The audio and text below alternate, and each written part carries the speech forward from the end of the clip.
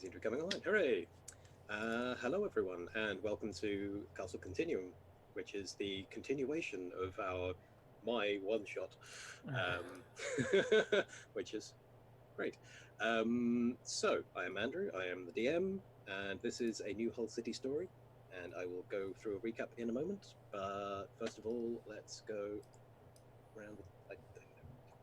Um, let's go around the table and introduce our characters. Quinn, are you okay, or do you need a second to finish talking? Oh, I always need a second. Okay. Mike, if you want to introduce your character. All right, I am playing Damien Shadowshot, the kobold gunslinger slash artificer. And Brooke. I'm playing Cassie Cross, the human paladin. And Stephen. I'm playing Hugh Doghouse Riley, the human fighter gunslinger. Miriam. I am playing Yuki, the goblin trickery cleric. And Lauren. I am playing Black Canary, a human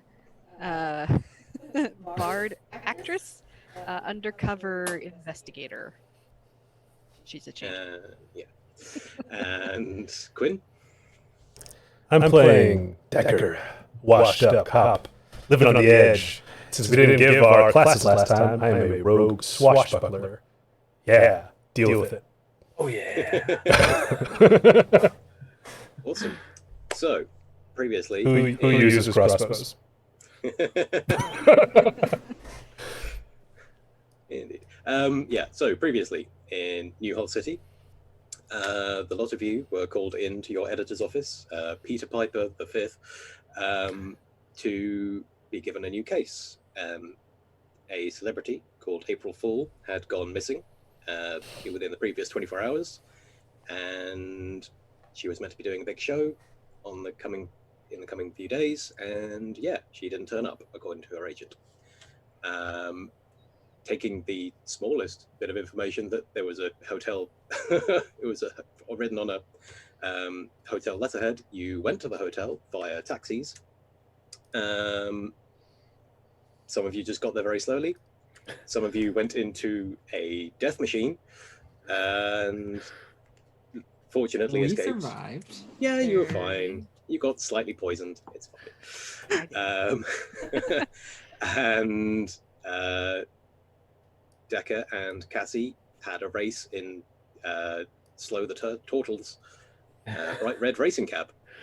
Cassie won that one.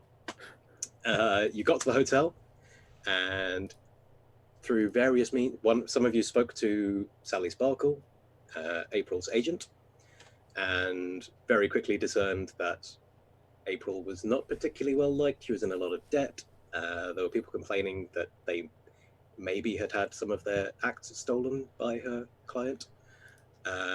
Meanwhile, some of the rest of you broke into her room when Decker had a key, it turned out. And discovered that indeed she had a load of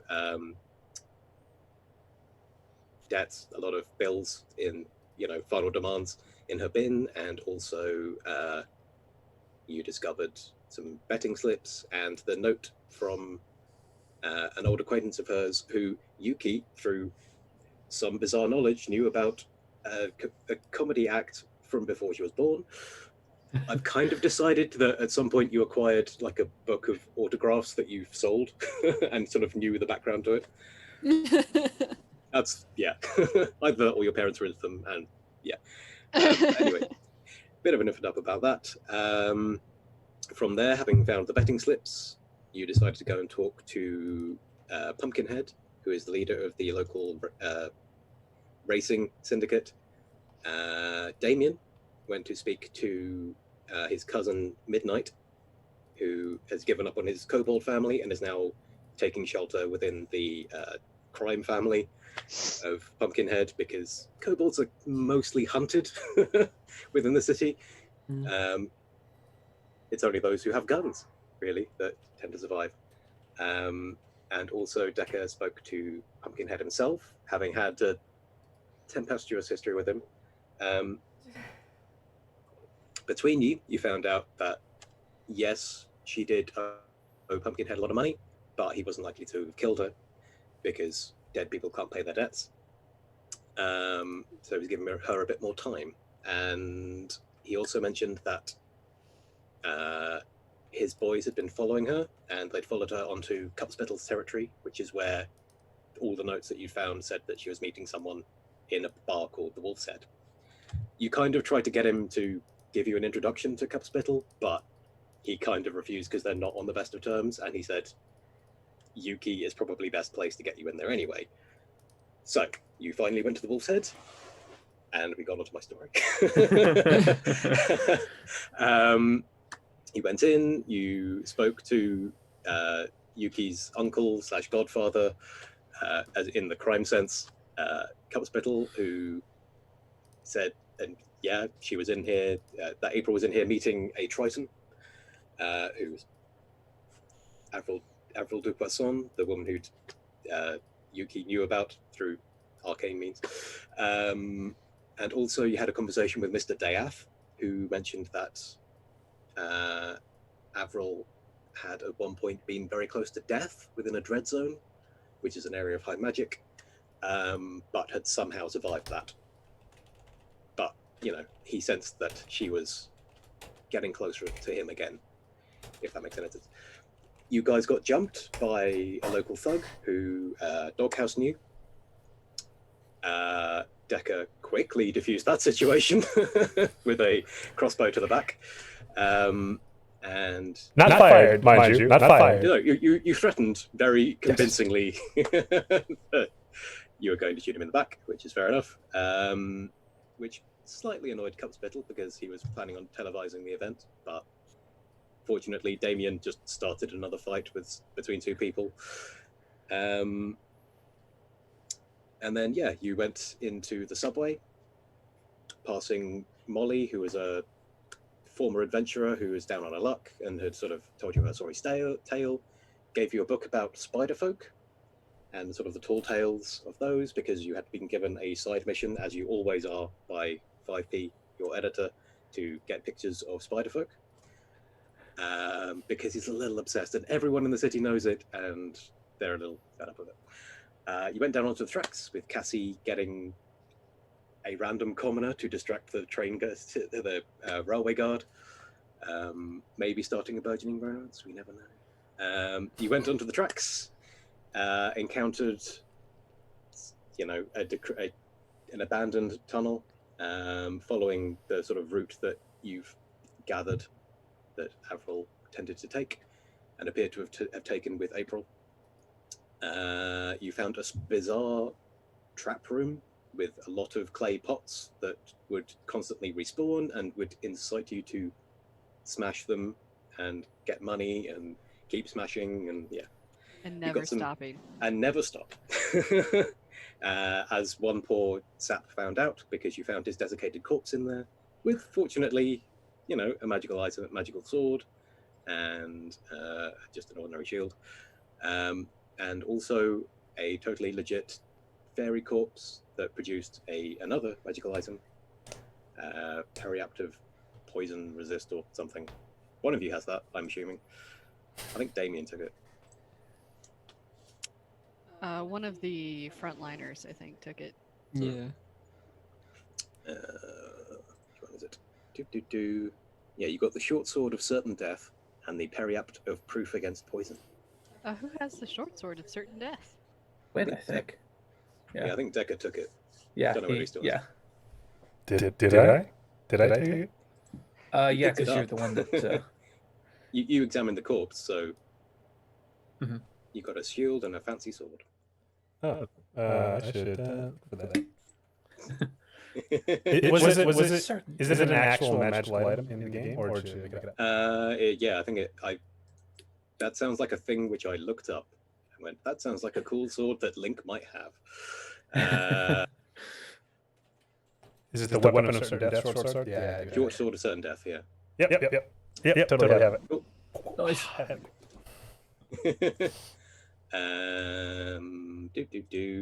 Yes, and you escape that room with Decker deciding to blow it up. That's why we got the blasting caps. You got a load of blasting caps from the railway lines, which have a 1 in 4 chance of being a dud, but otherwise are quite fun. I forgot about this. And I might have solved the room problem. We don't know because we don't want to put back in there. Yeah, you heard a sort of series of popping sounds from behind there, which suggests that you destroyed the shelves and the pots are spawning in midair and falling to the ground, and it's fine. Just don't open the door again. Oh, we can't go back that way. And finally, you entered yet another sort of increasingly destroyed room, one section of tunnel where a lot of the scaffolding and railways had become rusted, and it was still relatively brightly lit. There are some torches in here that are lit, and you heard some noises, and you're sneaking forward, and you have seen the scene that is on the map. You see some strange creatures that are currently so involved in eating scaffolding that they haven't noticed you yet. Okay, so they're on the left-hand side of the tunnel. On the right-hand side, most of the metal has been stripped away, which is probably why they're not interested in it. There's some puddles of water where you think maybe the water's sneaking in, and then down the middle there is a collapsed sewer pipe, which has, detritus and trees and runoff from Walpole Island coming this way through the tunnel. It stinks to high heaven in here, but it could be worse. So, what would you like to do? So I think you said there was a door somewhere in this room. far There was a door area we came to through, and there was another door somewhere. Yeah, there was. Yeah, you went from the pottery room into this section of tunnel, and then There's a door at you've far you've left. come through. You've come through one wooden door, which is behind you, and then at the far end of the room, on the same side as the rust, there's these strange creatures, which on the map are marked as rust monsters. So they're rust monsters. Yeah, there's another strange wooden door up ahead in the bulkhead. Okay, and then going down the middle, does it look like water, or is it? It's water and Sewage. sewage and Okay. bits of trees and a whole load. It's not flowing particularly quickly. There's a lot of buildup of stuff in there. Nothing dangerous, just unpleasant. Yeah. Would you like to investigate? Death before Could be some discomfort. quippers. I don't want to get any closer to it. I don't really want to go into the room yet. But yeah, I'll see if I can see it from here. Okie doke. Make a perception check. That's a big old nope. That's a 4. You see some waters and trees and stuff. Okay. Doesn't look too dangerous. It's fine. Yeah, not too dangerous, except for them cockroaches over there. Have to be on the lookout for them. Let's see. Dice rolling. Oh, I have D&D Beyond dice rolling. Yes, we do. Oh, that's right. Mm-hmm. I was planning on using that a little bit today, see how it works. but Fancy. I have the manuals next to me just in case. I will also take a look. I rolled a 19 on my perception check. Just looking into the water as 18. 18. Okay. A little further up, sort of alongside Rust Monster 3 on the map, you do see that there is a pile, like a gathering of stuff, which looks like it's breathing ever so slightly. It's sort of rising and falling slightly. Not sure what it is, but there is something in the I don't want to water. go that way. Let's just go straight. I don't say what it is. I just don't want to go that way. It looks bad. Yeah. I guess the aim is to get to the other door on the other side there. Probably. Anyone got any brilliant ideas? I'm just gonna Because stealth. I got a lot of metal on me, and these guys are they seem to really like it. Just a little. I mean, they haven't started eating the bridges across yet, so those are still kind of holding on. I can cast Pass Without a Trace on us. Let's do that. Try to sneak. Cause right. all I got is Hey, along this wall over here. manipulative spells. It's better than my Um, plan, which is just to run in. Okay. And I am also going to do for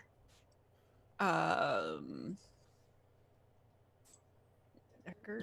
No, that's Corey. not Decker, for I have- Steven's character, who is Doghouse. Doghouse. Yeah. I am going to give you Hugh. the I have disadvantage. Hugh Riley. Yes. Hugh Doghouse Riley, I believe. Hugh Doghouse Riley. That's me, kid. I am going to give you the Blessing of the Trickster, Ooh, what does that do? I think it just gives me advantage. which is you on get advantage stealth. on stealth checks. Yeah. Good call. I still have disadvantage because my full plate. Yeah, Brooke, I'll go ahead cast guidance on you. Thank you. That gives me a D4, right? Yeah, D4. Okay. And what is Pass Without a Trace? A plus 10? Plus 10. Plus 10. Plus So 10. that'll help a lot. Oh. All right, so we're rolling stealth. So are these rust monsters eating right now? So they are conscious and awake. They are conscious and awake, and just they are so focused on eating at the moment that they're not really paying attention to what's going on around them. That's So 2 yes. plus 2 plus 10, 14. 18. I was gonna say thank God for that pass without trace because I rolled a 2, I rolled a 3. but that So turns we're into a 19. stealthing. Stealth. Yep. Yes. So what's everyone's total? I got 14 after all those bonuses. Yeah, I got 19. 21. You got 9? I'm going to assume that the B 30 on the digital dice on That's a crit, D&D yeah. is a 20. Yeah. So that's a 29 plus the 10, that's 39 crit. Yeah. I got a 30. Okay. We don't even see you move. Like, you guys figure this out. I tiptoe right all the way past the monster. It's too easy. It's too easy. Okay, so are you taking care to avoid the puddles and stuff like that? Oh, very much so. Okay, cool. Who's got my guy? Sorry, that was me. And that's too far. That's 30 feet from where you were. Why are you touching me? Why are you touching me? I'm not touching you. I'm Black Canary. You're Decker. All right. Nobody touch anybody. At least wash your hands. I'm not playing with any characters. So Okay. I think the lowest. I mean, if was- someone wants to touch me, that's fine. Just, but I'm Yeah, not so the lowest was 13, 14? 14. 14. I had the lowest because I had a 2 into 2. Yeah. 10. Okay. Why am I being like? I'm Shuffled. like rubber banding weirdly. Jesus, Yuki, how fast can you walk? Or are we doing double movement, I guess? No, you have to move You- slowly if you're Yeah. I can't move my character, but that's fine. If you're stealthing, you have to move half speed. Okay, there we go. Sorry, I was having issues with the map, so I Oh, couldn't half see everybody doing things. Okay. I mean, if Cassie actually took that path that was just went straight past that puddle. Yep. Con You- save? Hang on. Cassie is not smart. Do. Where is attack? There we go. Does a 14 hit? No, she's 19 armor. Okay, the puddle suddenly shifts, and a grey ooze has sort of tried to take a swipe at your leg. So yeah, that's another extra bit of fun, and on that one revealing itself, all the others wake up and start flailing around. So thank you for walking past that puddle. I was hoping Someone wanted would. to have a fight. Yeah, Okay. biscuits. Everybody roll initiative, please. I mean, the rust monsters still haven't seen you. It's just the users at the moment. Pretty good initiative. Shh. Be very, very quiet. Fight quietly. I'm really loving this D&D Beyond dice roller. Right? Initiative. Because my extension doesn't work with Gtove, but D&D Dice Roller does. All right, I think we're ready to count off. Yep. You are? Yep. Hold on a second. Okay. 25 to 20. 20. 24.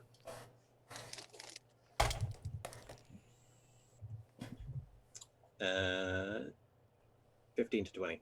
16 for Black Canary. 10 to 15. 10. 12. And Cassie.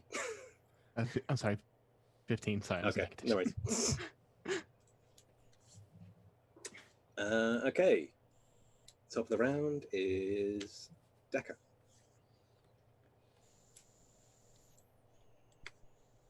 Quinn, that's you. It's all right. My headphones died. I had to swallow. That sounds ominous. Foreshadowing, maybe. So many wireless headphones. Okay. Are we doing the combat? Is that what we're doing? You're top Yes. of the order. Yeah. Cool. Well, why'd you attack the oozes? She didn't. She walked by it. Why did you walk And by the avoid the She's oozes? not smart. She explained it. He's like, whatever. Stepped on it. So Okay. So I will fire at it with my +1 crossbow. Okay. Let's see what I do there. It's a 15 to hit. That absolutely hits. Cool. Is this number 4? This is number 4. Yeah, the one closest to okay. us. Yeah. Yeah. So that'll be max damage at 10. Cool. And it's been a while since I played this character, but hold on. I have a thing. Because I'm not within 5 feet of it. It's not within 5 feet of me. Okay, I don't get sneak attack on it because that's stupid. Oh, yeah. Also, I have an aura of protection if anyone's within 10 feet of me. You get +3 on your saves. And none of us are. Maybe Yuki. But good to know. All right. On the map here, can I step 5 feet closer to it and still not fall into the pit? Like, can I just take a 5 foot step? You must know how Yeah. deep the puddle is. Cool. I mean, the puddles are just puddles that the oozes were pretending to be, basically.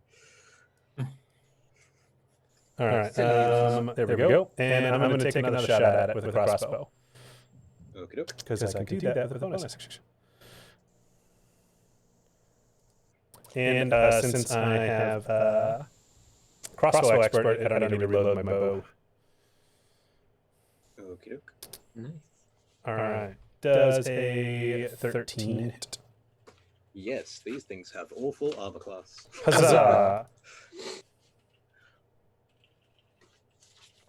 You know what? The new dice bot thing doesn't have a roll sneak attack damage, so I gotta do this separately. So that will be 18 points of damage against that ooze. That ooze sort of makes a little shrieking noise and just turns into a puddle again. These things are not particularly strong, but So I whip out my crossbow like a gunslinger. Two quick shots. Take care of that. This gunslinger improves.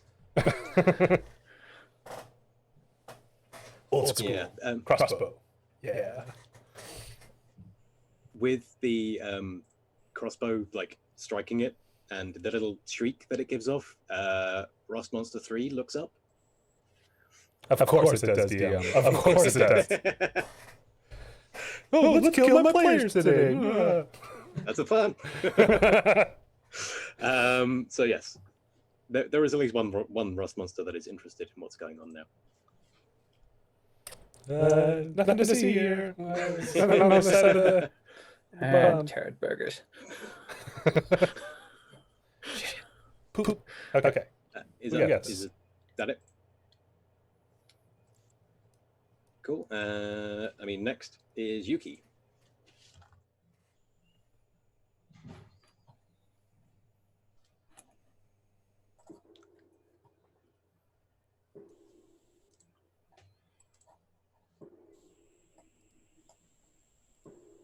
Miriam? Sorry, I was on mute. Ah. Okay. So, Yuki is going to here. I don't think I can do like a ping or something like that. But in between all of the rust monsters, Mhm. he's going to cast Spiritual Weapon. And Nice. it is going to be in the form of a big, shiny, tasty looking steel girder. Nice.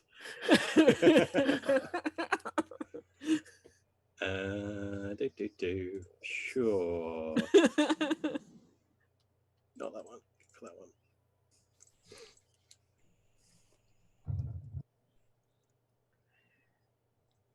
Give me a second.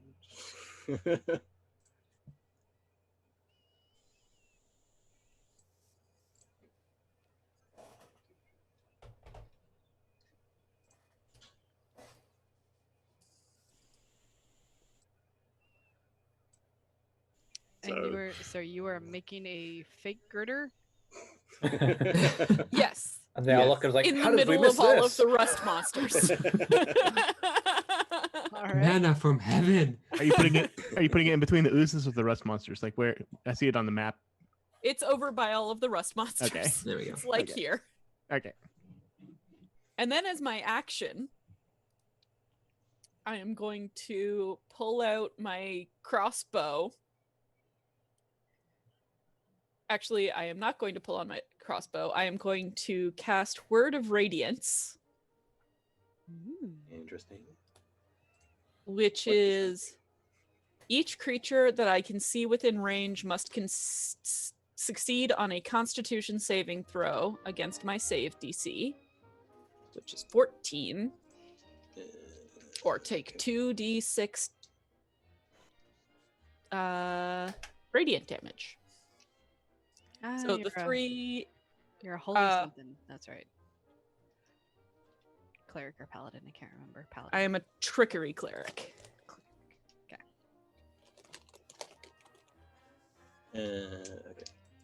So everything, including the rust monsters, is that? Yep. Okay. Cool. That's a cantrip. It's a cantrip. It is from Xanthar's Guide to Everything. Yeah. Love that entire guy. Xanthar's Guide to Awesome. Okay, so what did I roll for the uses? The uses, one of them failed. Basically one each of the monsters failed, and then the rest succeeded somehow. So what happens? Sorry. The ones who failed take 5 points of radiant damage. Okay. And the rest of them are fine. Because it's a cantrip. Yeah.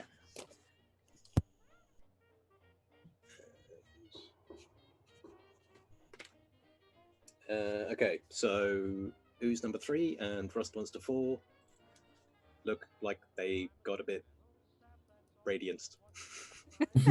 They have a sunburn now. They were like, that feels a little too clean for me. Yeah. No. And then Yuki is going to go and hide behind the bigger people. That's fair. Good plan. Okay. Oh, I can be writing these on here. Never mind. Canary. I am going to whisper some nasty things to, what's the range? 60 feet. I could probably hit ooze number 3. You clinking, clanking, clattery collection of collectionist junk. And he has to do a wisdom. It has to do a wisdom save 15, or take 4d6. I think grey users have a minus to wisdom, so yeah. I'm pretty sure they do. Mm. That's a 9. Okay, that was a shitty roll. That is 15 psychic damage, I believe. Let me just Nice. confirm. It just says damage, psychic damage. Uh, Who's number 3? Cool. Also, that was from Wizard of Oz. Yes, it was. Ooze number 3 is looking seriously messed up. It is just about holding itself together. I do have a bonus actions bonus. Everybody feels inspired, and for 10 minutes, a creature. Oh, never mind. I'll hold on to that. Never mind. Almost everybody. No, never mind. No, Not nearly one's, everybody. No one's feeling inspired. Just one Change my person. mind. Mass inspiration. That's my turn. Hang on. Forgetting that this combat tracker also lets me track damage, so I don't have to use pen and paper. Let me know what that tracker is at some point. I mean, it's on D&D Beyond. It's the encounter. Oh, thing. the encounter builder. Oh, Yeah. they added They've done a lot with damage that. tracking. That's new. Uh-huh. They had That's why. the fight builder. I'm like, that's great, but like once you're in the fight, that doesn't help. Yeah. That's why I'm like, oh, I can do that. Crazy. Okay, so next up, it is the Rust Monsters, who have been radiant stat. So they are now all aware that there is something going on. Let's make an intelligence check for how believable that girder is. That's 1. Okay, so 3 of them are convinced that that's a real girder. I think the one that already knew you guys were there is the clever one. So 5, 10, 15, 20, 25, 30. These guys have 30. Oh, 40. Fancy.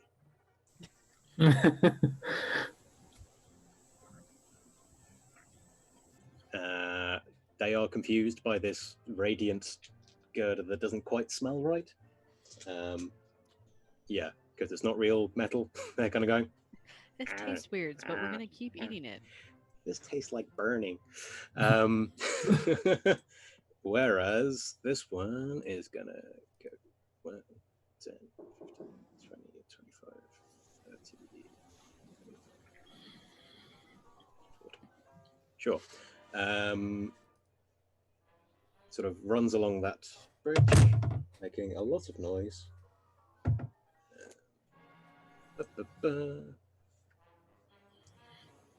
Hey, you, do you wake up? No.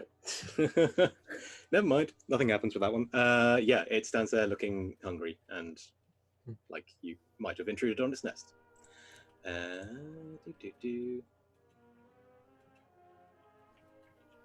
That monster looks real hungry, guys. Better watch out.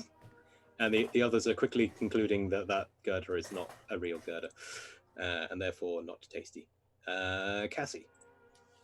Okay, so I see the rust monster on the bridge there.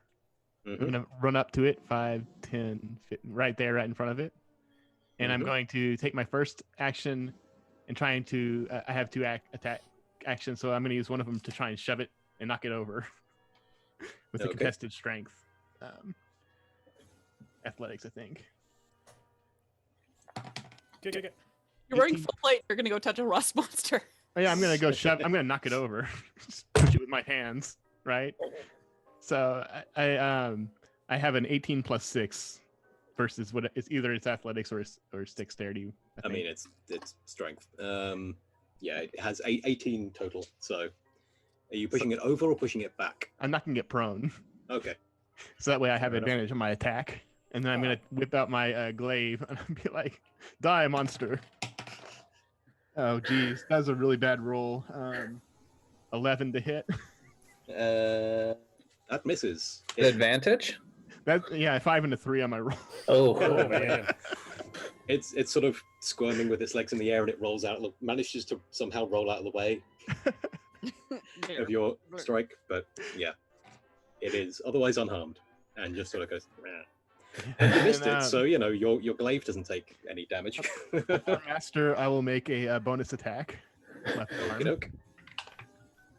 That hits. That's a 19 plus 6, but it's only a 1d4 because of it's the bonus. So Okay. it takes 1 point of damage from the back of my glaive. Uh, Wait, that was it with advantage. I'd better check just to make sure. No, I didn't get a 20. So okay. Okay, so is your glaive magical? No, it's just a glaive. In that case, when you strike it, it is metal, right? Glaives are- Yeah. like But I glaives hit are it with the supposed to sort handle I hit it with the handle on the. But the handle might be. I don't know. I don't know what glaives are made of. Yeah. Let's say it's made of metal. Okay. Your glaive takes a permanent -1 to damage rolls. Okay. If it reaches 5, your glaive is destroyed. Just a Okay. word of warning. So yeah, it rusts as you hit the creature's carapace with the back of it. Yeah. Go, Pang! Oh, that's not a good thing. Is that everything? That was action bonus. Yeah. Yeah, that's everything. Cool. Doghouse. You're muted. yeah. There you go. My computer was smart enough to tell me that. Like, hey, Hey, buddy. you know, I know you're talking, but you can't hear you. So I'm going to pull up a hand axe and toss it at ooze number 3.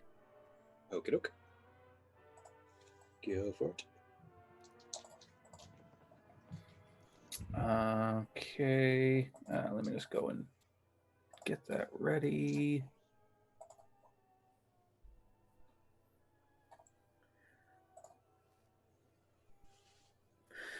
Okay, does a 12 hit? The oozes, yes. They have an AC of 8. Mm. They are very easy to hit. Okay, then it takes 9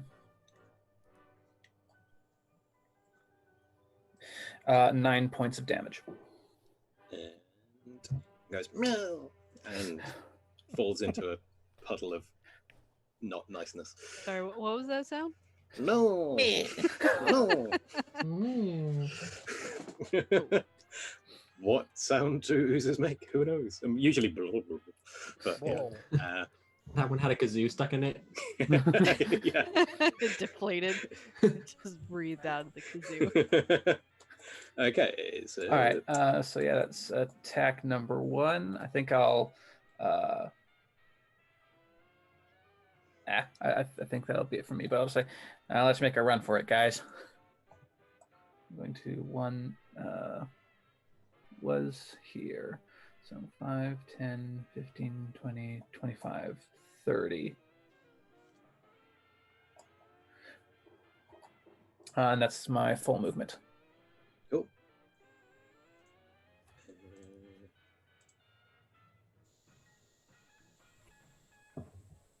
And thusly the end of my turn.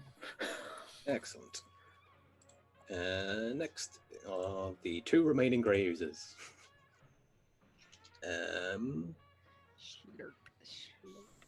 Slurp.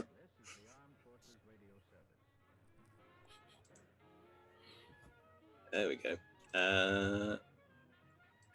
5, 10. 5, 10. That's their turn. They are not very fast. Hey, these guys are boobs. And Damien. I've seen boobs move Okay. faster. So than how that. much noise has been made so What? far? A fair amount. Oh, Lord. Fair amount. Okay. Like in the things that are on your level have all noticed you. the thing in the water doesn't seem to have woken up yet. I'm whatever sorry, it is. what thing in the water? The thing, Thing that The the breathing people trash with high pile perception. Yes. that The I breath- didn't tell breathing anyone trash about. pile. Got it. Yeah. Yeah, no I one knew knows. about the breathing trash pile. Well, We all knew or suspected. okay, so I can get a. you've made a reasonable Yeah, amount of yeah. noise. You haven't, no one's fired a gun or thrown any explosives yet. So if you Yeah, want to do I'm- that, that'd be fun. Yeah, I decided not to do that. I thought that might I'm- be silly. I figure I have other things I can do before we start, pulling out the guns, or firing the guns. Because I do pull out my gun, but I take it out, spin the barrel, point it at the rust monster, and I'm going to fire off poison spray, which is a con save for the rust monster, DC 15. It's And okay. Yeah, it's Distance con. on that. Green Oh, that noxious rust gas just spreads across its body. And it suddenly looks very sick. Because it All right. failed. That is It's having a 2d12 bad day. damage. That's not very good at all. That's 7 points of poison damage. Uh, And they aren't resistant, so okay. You say they are or they aren't? They aren't. Okay. I was just checking because I don't know. I don't have these Um, monsters memorized. Yeah, and that's it for my turn then. Cool. Real quick though, is there just like any what's it called? Like just debris on the ground or anything? Just for something I might want to do. The ground around you is like railway ballast, so it's made of small stones. Okay, perfect. So you're basically walking on rocks, not quite loud enough to do anything. Or Gotcha. or are you? Let's. Yeah.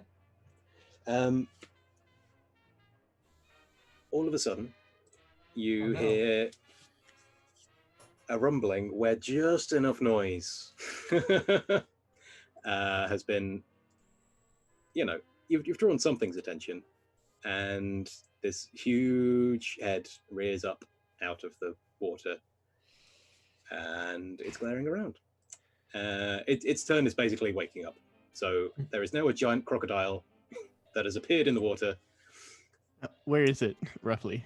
in the Oh. middle between the top two bridges. Okay. It is a giant crocodile. Okay. So it's sort of making a sound, and all of these bits of debris are falling off it as it sort of lifts up. And It's a That's how trash we die. monster. Trash People monster. bringing them back when they're babies, and then yeah, people flush them, and then this happens, and yeah. They think they're cute, and then they just and then this is how you get crocodiles. You want giant crocodiles? This is how you get giant crocodiles. By the way, just as a character point, Damien, you are disgusted that there are rust monsters down here. In your father's day, your people would have been down Oh, yeah. here hunting these kind of things. So this is sort of personal for you that these things are down here. Yeah. Even in a disused tunnel, you'd have been checking this out to make sure that, because if they're in one place, they're everywhere. So Yeah. A lot of people had the boogeyman growing up. We had giant rust monsters. Okay, so the giant crocodile is not attacking yet, but it is looking hungry and looking for something to eat. So, top of the round, Decker. I don't know if I really want to deal with the giant crocodile right now. The rust monster in front of Cassie, is it still alive? It's Yes. still alive. It's sort of taken a few hits, but It's knocked prone though, so if you do Yeah. a ranged attack is at disadvantage, but melee is at advantage.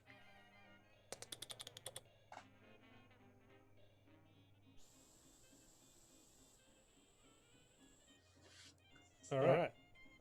Melee it is.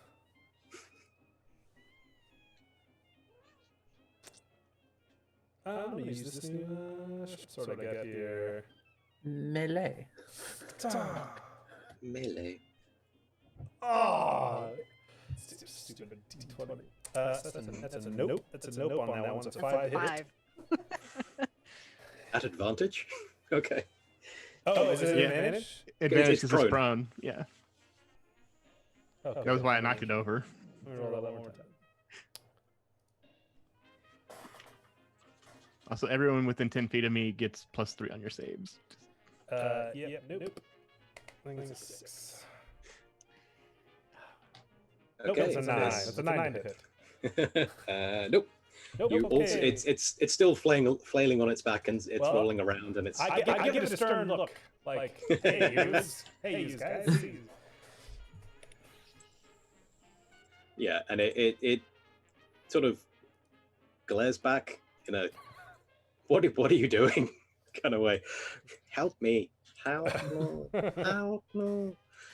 If that's your turn, then it's Yuki. Cool. So first thing, I'm going to use my bonus action to pick up that girder Mm-hmm. and drop it on top of Rust Monster 1's head. Okay, go for it. That is gonna be a 17 to hit. Jesus. That hits. And 3 plus 6 points of damage. Nice. It is investigating this thing, realizing it's not made of metal, and then suddenly gets a very sharp headache. Mm-hmm. It hits a lot like metal. Yeah. And then with my action, because super fun times, I am going to see this big crocodile and be like, that seems like a priority, and cast Guiding Bolt. Go ahead. That is a natural one. It Ooh. It goes free and sort of makes the ceiling look very pretty and shiny.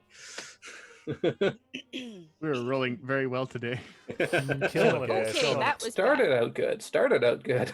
And then I'm going to go 5, 10, 15, 20, 25, 30. I'm just going to go right here. Start running towards the door. Fair enough. Canary. All right. How is Ooze 2 and how's Ooze 2 looking? I think Tastes fresh, I think. they are, yeah. Ooze 1 and Ooze 2 have not been touched. So They're very fresh. Okay. I am going to whisper, you would bore the leggings off a village idiot. And 15 wisdom save. We're going to pull out all the stops on my one attack spell because I am a manipulator and creatures with no intelligence cannot be manipulated. Well, it failed, so All right, 5d6. Come on. Don't fail me now. A lot of ones. Fuck. 13 damage. Psychic to Ooze 2. excellent. It sort of makes a weird sort of shimmering, shaking ripple across its surface, and it looks very unhappy for an ooze. All right, this time though, I am going to use Bardic Inspiration on Quinn. So you get a 1d8. You can add it to any ability check, attack roll, or saving throw. One time? Yeah. Cool. That's fine. I'll take it. You got this, man. Okay, Sport. so You got this, sport. There we go. Next, it is the Rust Monster's turn. They are very upset. The girders have betrayed them. Oops. Yeah.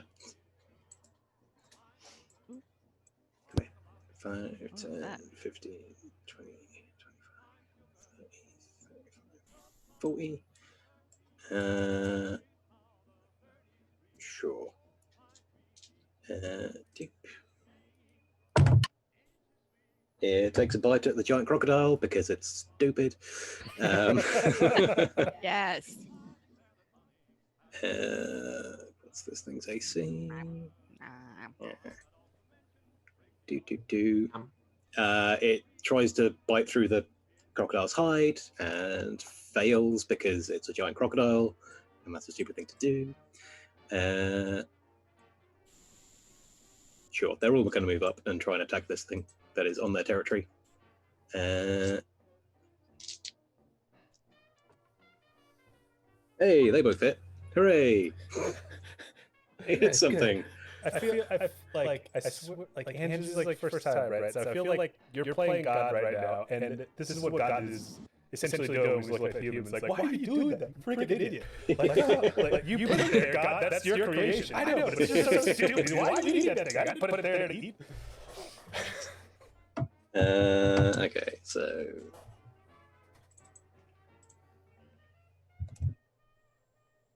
Yeah, these two managed to sink their teeth in and managed to draw some blood from this giant crocodile that looks very annoyed and thrashes around and yeah.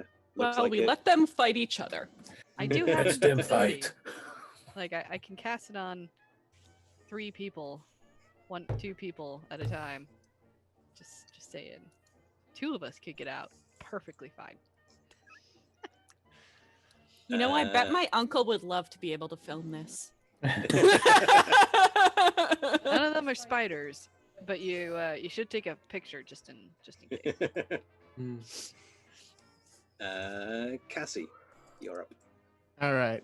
So I'm going to use my first action to shove the rust monster towards the crocodile. I assume it didn't stand up, or is it still prone? Oh, right. Rust Monster 3 has a turn. I forgot about that. Okay. I'll wait then. Sorry. Let Rust Monster 3 have a turn. Yeah. Since it's actually, like, you know, it stands up. Hooray. Okay. And Cassie, you've got it over, so... wow. That's a 14, so I'm guessing that misses. Yeah. 19 armor. Glad it's swinging at you. Well, yeah, that's why I ran up.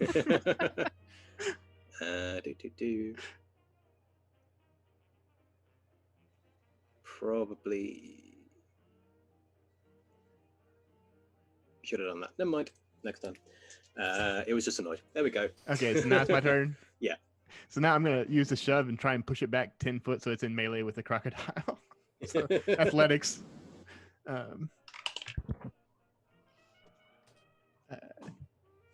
Does a 17 push it? It's contested. Yes, it does. So it moves back 10 foot. So I guess that now is engaged with the crocodile. And then for my second attack action, I'm going to throw a javelin at it. Okie doke. That does not hit. Ting, ting, ting, ting. And then I'm gonna move up. Well, no, actually, I'm gonna stay where I am because if the use attack approaches me, then I can hit it with my action. So. Okay, I'm good where I am. That's the end of my turn. Okay. Doghouse. All right. Doghouse is going to run 5, 10, pick up hand axe, and throw at ooze number 2. Go for it. That is 18. That absolutely hits. And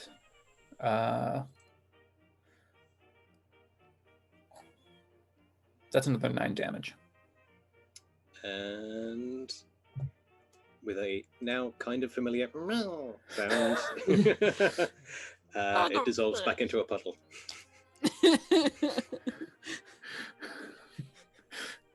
Throw, run, pick up. Throw, run, pick up. So yeah, I'll finish up my movement. I moved 10 feet, so I'll go another 15, 20, 25. Pick up hand axe, 30. Fair enough. I mean, actually, wouldn't you? Sorry, I keep forgetting that these oozes have like dissolving properties.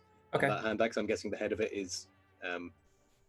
It would have hit 2, so it's a -2, so it would be Yeah. -2 to damage. So, I mean, yeah, or it minus would have been -1 when it hit, minus and then 1. Yeah, so it now got it's a down -2. Yeah, so okay. yeah, I'm just So- I'm working this one till it dies. Yeah. Is that the oozes or the rust monsters? They Oozes. both do that. They Yeah. both do that? All right. Yeah.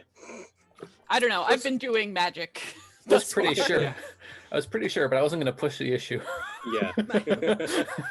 My girder's not real. But it's a nice girder. I mean, I think technically Ooze 1, Ooze 2 should have 1 point left, but it's dead. It's fine. Will remember for next time. Okay, so The DM will remember that. the DM will probably forget that. It's Then I will remember.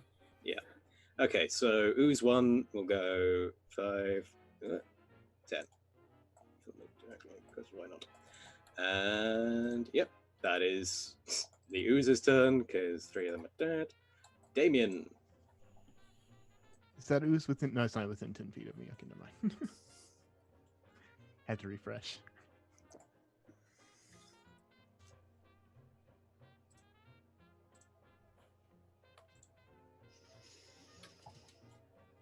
Damien, are you on? Are you muted? Am I? Oh, There we go. So I will run up 10 feet, fire off another poison spray at Rust Monster number 3. Okie doke. It's a con save, I guess. Doop, doop, doop.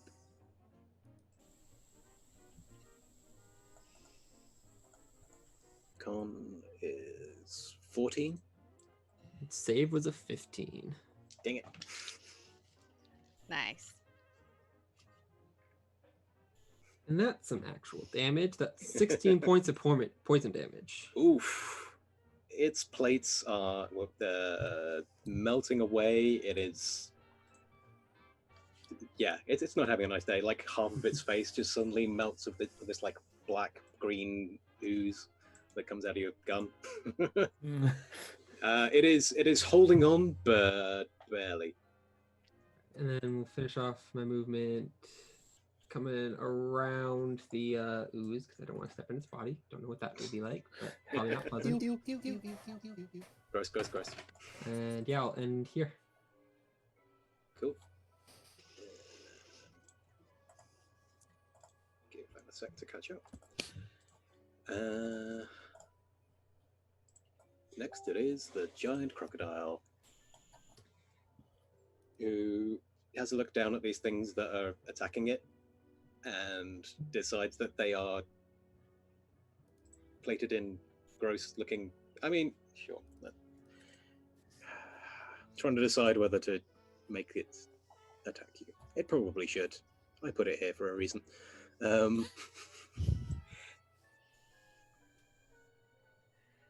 You know, it doesn't DME have of to. statements. It's engaged with like 4 monsters, so like if it Yeah. moves, and we're Yeah. probably out of the range. So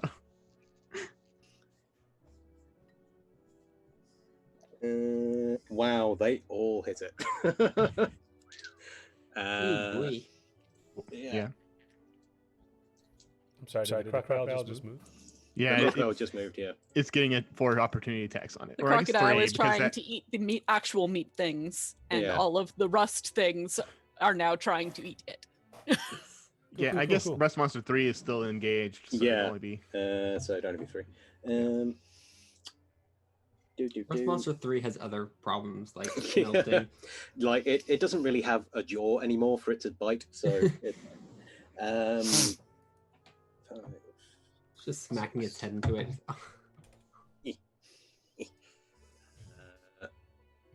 they draw some more blood. It doesn't look too perturbed by it. It is a big meaty meat beast after all. Mm. It's big meaty meat. Big meaty meat.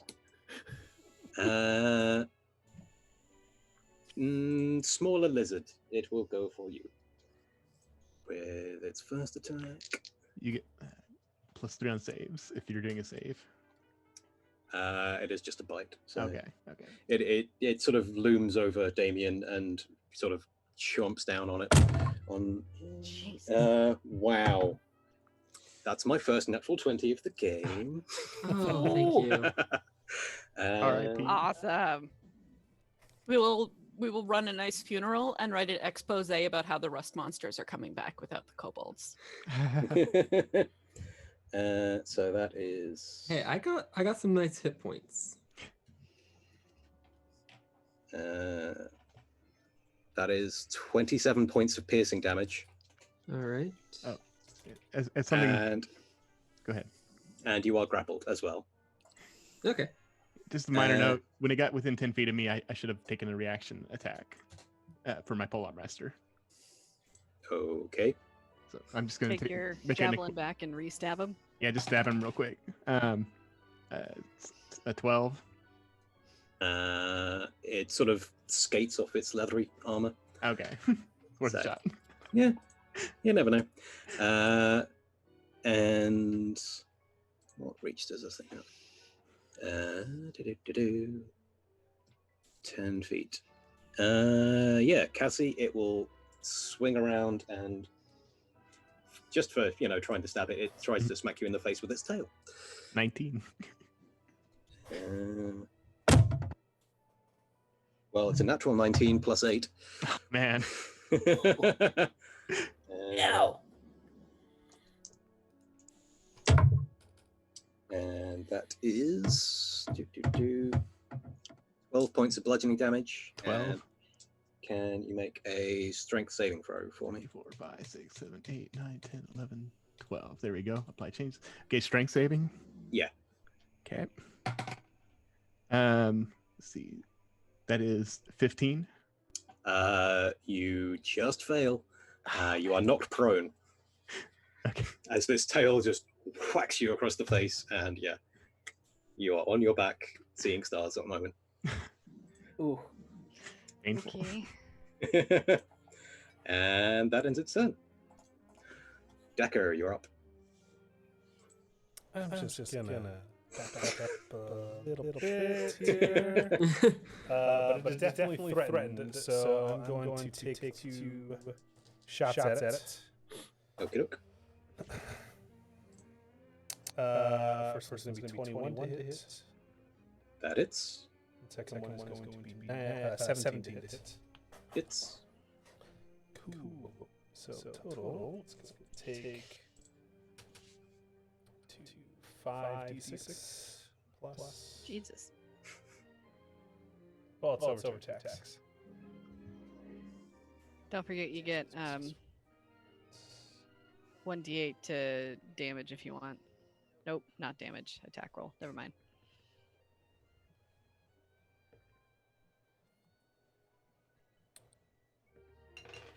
You can almost 28 points of damage. you can almost position your camera to see your dice rolls. Cool.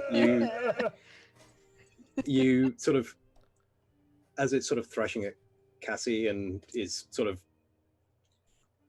tearing into Damien, who is in its jaws, you manage to get it just under its eye, and yeah, it's not got a very big brain for how big it is. Oh, my bad.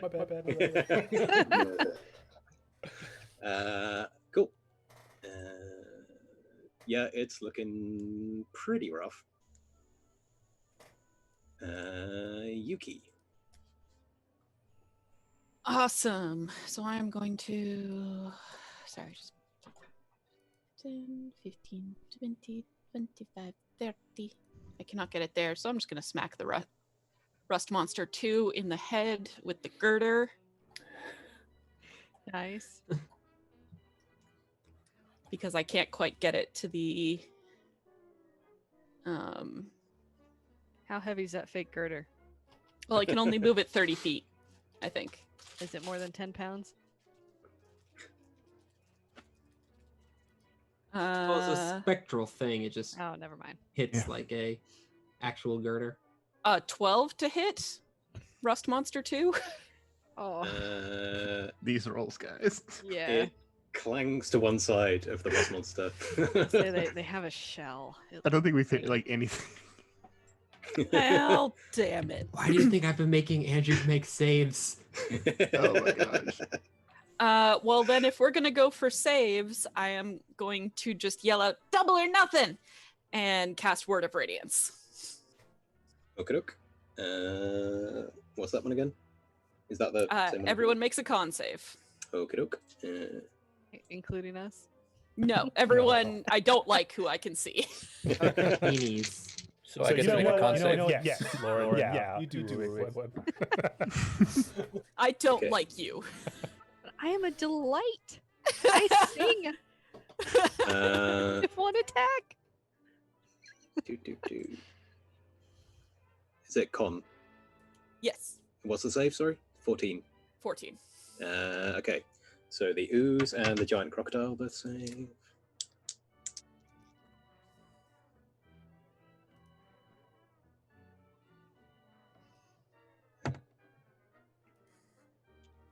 Does that one save? They all Rust Monster 3, like its eyes are melted, so it's everything saves, by the way. But Rust Monster 3, like just before the flash hits it, its eyes melt away. So it's not affected by it, but it still can't really see. So yeah. Well, sometimes you gamble and it doesn't work out. I'm gonna run 30 feet again towards the door. Good plan. Run away, run away.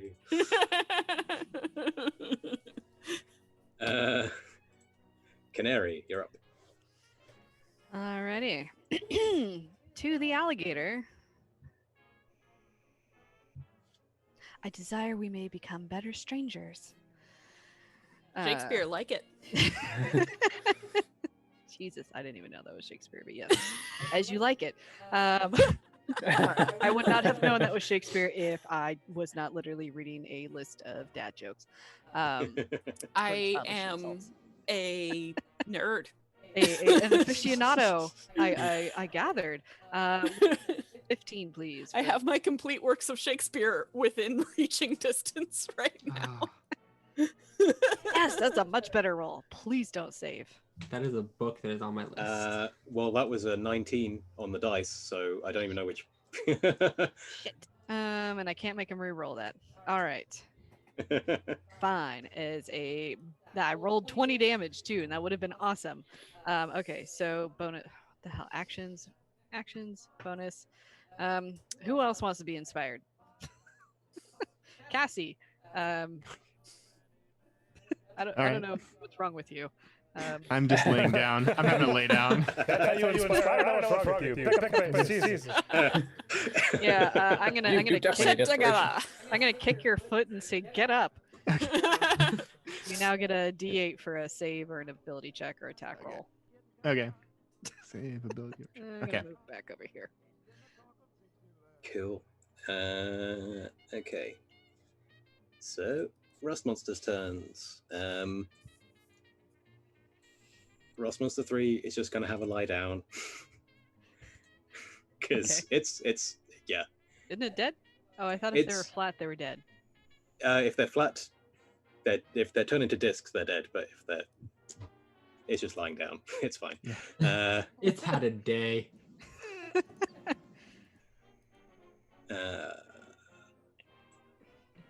Sure. So yeah, Rust Monster 4 will attack Cassie. Is your Probably with prone? advantage because I'm at prone, right? Yep.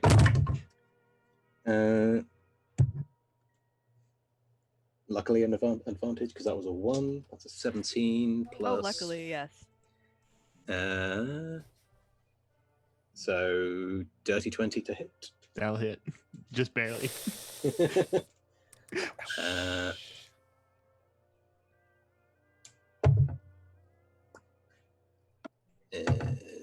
that is 9 points of piercing damage.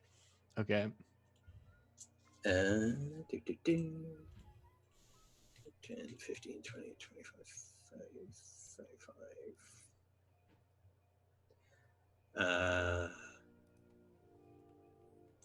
Sure. The and these two are just gonna continue harrying the giant. Good. And they both miss. So hooray! Good use of turn, guys. And 3 is taking a timeout. And Cassie, it is now your go. Okay. I'm trying to think if I have anything that's useful here. I think I'm just gonna stand up. Mm-hmm. And I'm gonna be like, everyone, run to the door. I'm gonna tank these guys while you guys get out. And then I'm going to attack this crocodile with both my attacks and then also my bonus attack. So here we go. I'm standing. Let's see. I have a +6. So the first one is a 17 to hit. Hits. Second one is a 12 to hit. Misses. And then my bonus is a that's a natural 1, so it's not going to hit. So I only hit once. Mm-hmm. Okay. Glaive is 1d10 plus 3. So that's 10 points of damage. Okie doke. I mean, you sort of carve it up underneath its neck. It's looking pretty bloody. It's sort of looking. I'll go ahead and I'll use the channel divinity, burn up spell slot, and add a d8 to that. Okie doke. Actually, is it 1d8 or 2? Let me see. What are you? I'm sorry. It's a divine strike, right? So Yeah, divine smite. Yeah. divine smite is 2d8, so that's 4 and 6. So that's 20 points total. So Yeah. that was another 10. Yeah. Yeah. Cool. Yeah, it's looking pretty rough. It's bleeding all along its sort of lower jaw where you've hit it, and yeah, it's not looking happy. It's been attacked from all sides. It was having a nice nap, guys, and you just came into its house. Breathing Wrecked its trash steak. pile. Yeah, I'm Yeah. like everyone run. I'll hold I them get all the here. glory. Dark House. All right. I'll draw my pistol pointed at the crocodile and take a shot. Cool. It's looking very rough, or kind of rough. Uh,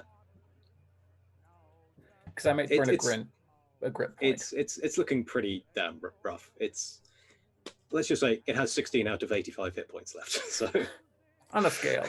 yeah. Yeah, if On I'd a hit it scale more of than 1 once, to 85, it has 16. I could have probably taken it down if I'd hit it more than once, but that's okay. Okay, then I'll see if I can. I'll take 2 shots at it to see if it'll down it. Okay, so that's a 23 to hit, Absolutely hits. and 10 points of damage. Yep. And then second attack.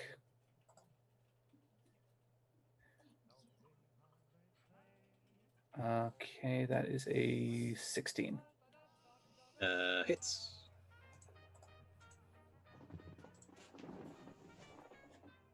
For an additional 10. And I'll say, drop it.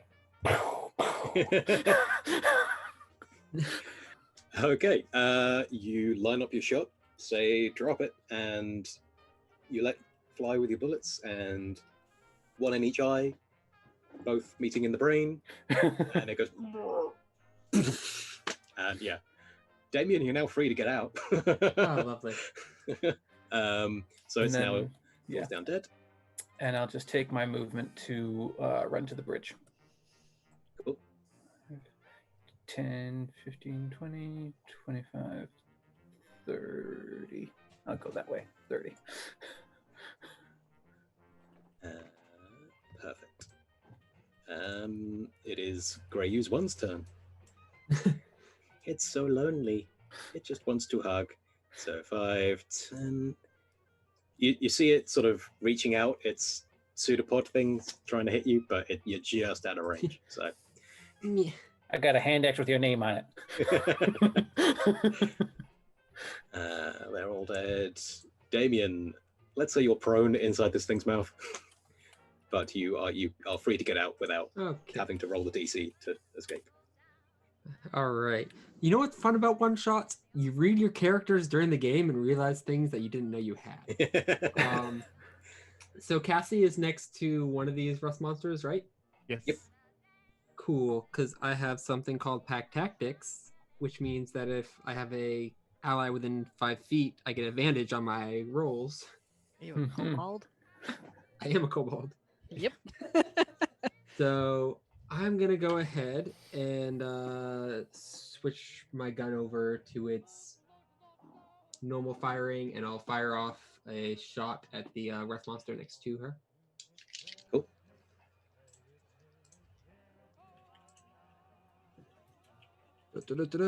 Which is a 19 to hit. Absolutely hits.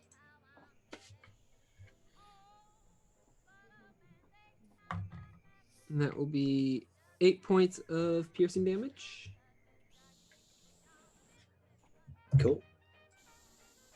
Bullet hits it, and it turns to a shower of rust dust as it collides. All right, and then that's not who I wanted. That's not who I wanted either. Let's just do this. Stop it. I need to get a new mouse. This one's dying. Okay, and then I'll move. 15. We'll give this guy a wide berth. A little wider. There we go. All right. That's my turn. That was a good one. Giant Well, I crocodile have a lot to continues do be against the dead. crocodile, but it's dead now. So Yeah. Oh, actually, it would have been half my movement to stand up, right? Yeah. Yeah. So I would have only gotten to about here. Yeah, it's down though. Yep. As long as it's not a Jacka. zombie crocodile. Oh, Ooh. Down. No. Crocolich. when a fight's too easy, you write zombie in front of the you've killed, and you go again. I'm gonna go after monster 4. I believe this is the one from Cass. Yeah. Yeah. 16 to hit. Hits. 20 something to hit. Yeah.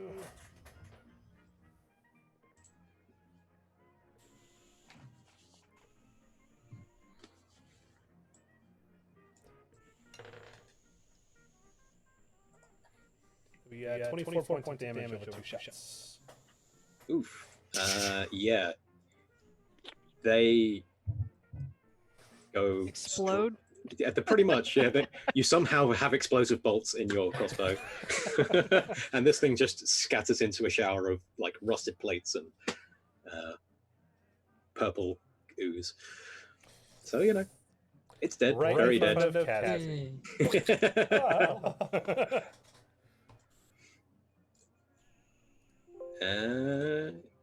Is that everything? I mean, Yeah, you killed that thing pretty good. Cool. Yuki. Cool. Yeah, I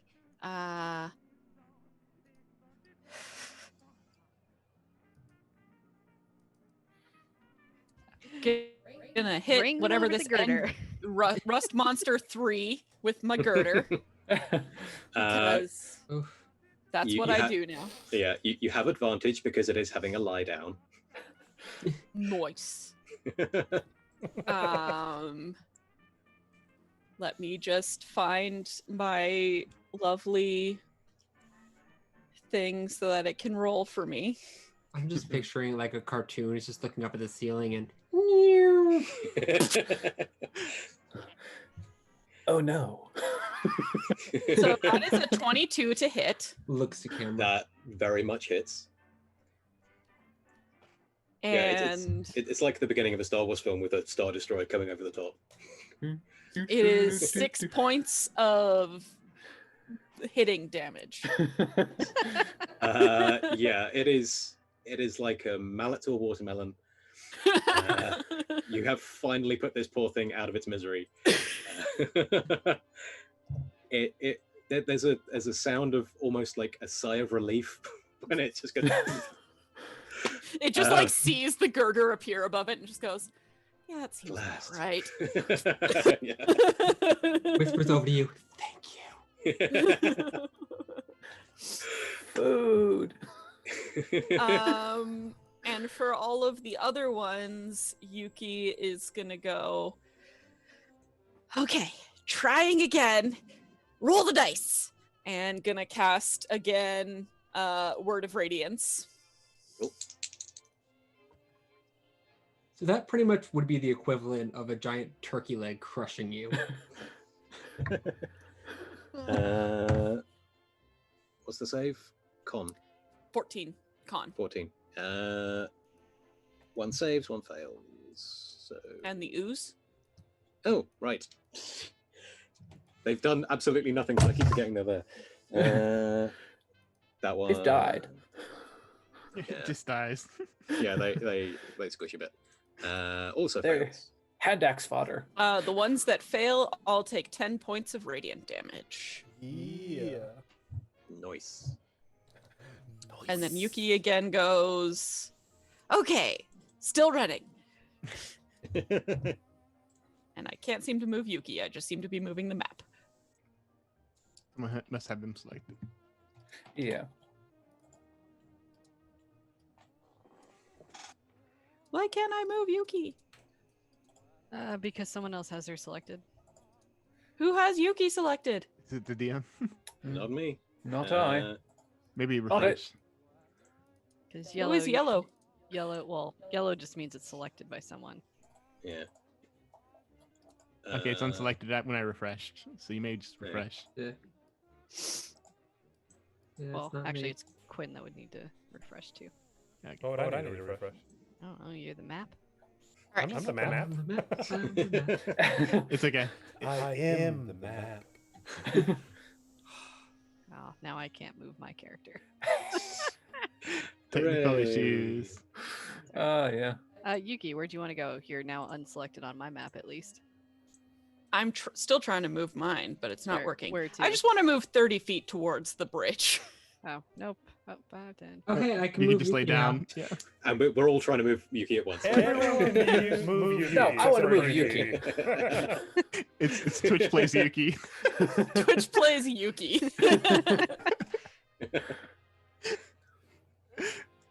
Well, eventually you'll get towards the door. We got that. Canary, you're up.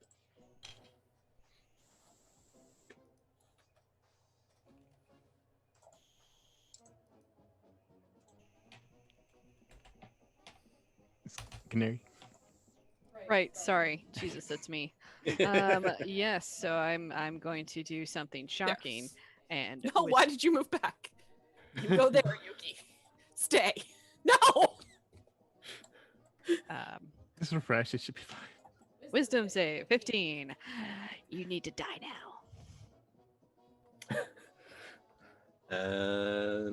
That is a failure. I'm guessing whichever one is closest, that one. Whatever one is closest is. Holy shit. Are you kidding? 11. That's a really good roll. 22 damage. And I'm going to run. 5, 10, 15. Cool. 30. As you run past, you see this rust monster sort of pause for a second, look confused, and then its head explodes as it goes away. So there is one Alright. rust monster left. Not for long. And one it- ooze it- left. Yeah. Again, keep forgetting the uses there. Cool. It is the rust monster's turn.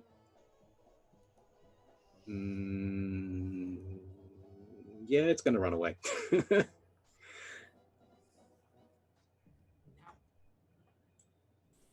Cassie, were you close enough to get an opportunity of attack? It had to be within 10 feet, and it was. I don't think it was. 15. Yeah, it was just outside. Yeah. Yeah. So it's bolting. It's seen all of the rest of its brood die, and a giant crocodile, and yeah. I mean, it's looking perfectly healthy. It hasn't been touched, but it's like nope, nope, nope, nope, nope, nope, nope. So much nope in here. Nerp, nerp, nerp. He's had a rough day. I mean, they've all had a rough day. So, Cassie, it is your turn. Okay. 5, 10, 15, 20, 25, 30. I'm just going to dash to the door. I'm going to go across the bridge. 5, 10, 15, 20, 25, 30 gets me on the bridge. And then my extra move is 5, 10, 15, 20, 25, 30. There we go. Cool. I'm over here. Excellent. Doghouse. Okay. I'll probably just do similar. I'll just kind of backhanded look at the ooze and then chuck my hand axe at it and be like, I told you, I had your name on it. Go ahead, eat it. And it will. I mean, well, possibly. If it doesn't die in the attempt. Well, we'll see. Yeah. Okay. So that'll be an 8. I think that just hits its armor class. It just hits its armor class, yeah. We Barely sunk in. Okay, so that is a 8 minus 2, 6. And it is now a minus 3 hand axe, but I don't care because it's staying. Cool. There is a hand axe sort of slowly hissing in acid as it sinks deeper and deeper into this ooze. The ooze is just about holding together, but it's not looking happy. It is the ooze's turn. I mean, I'm assuming you're moving as well.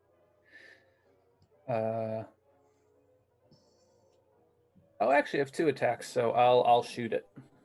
Cool. I shoots it with the pistol. Pew pew. So that's a 20 to hit, Yes. and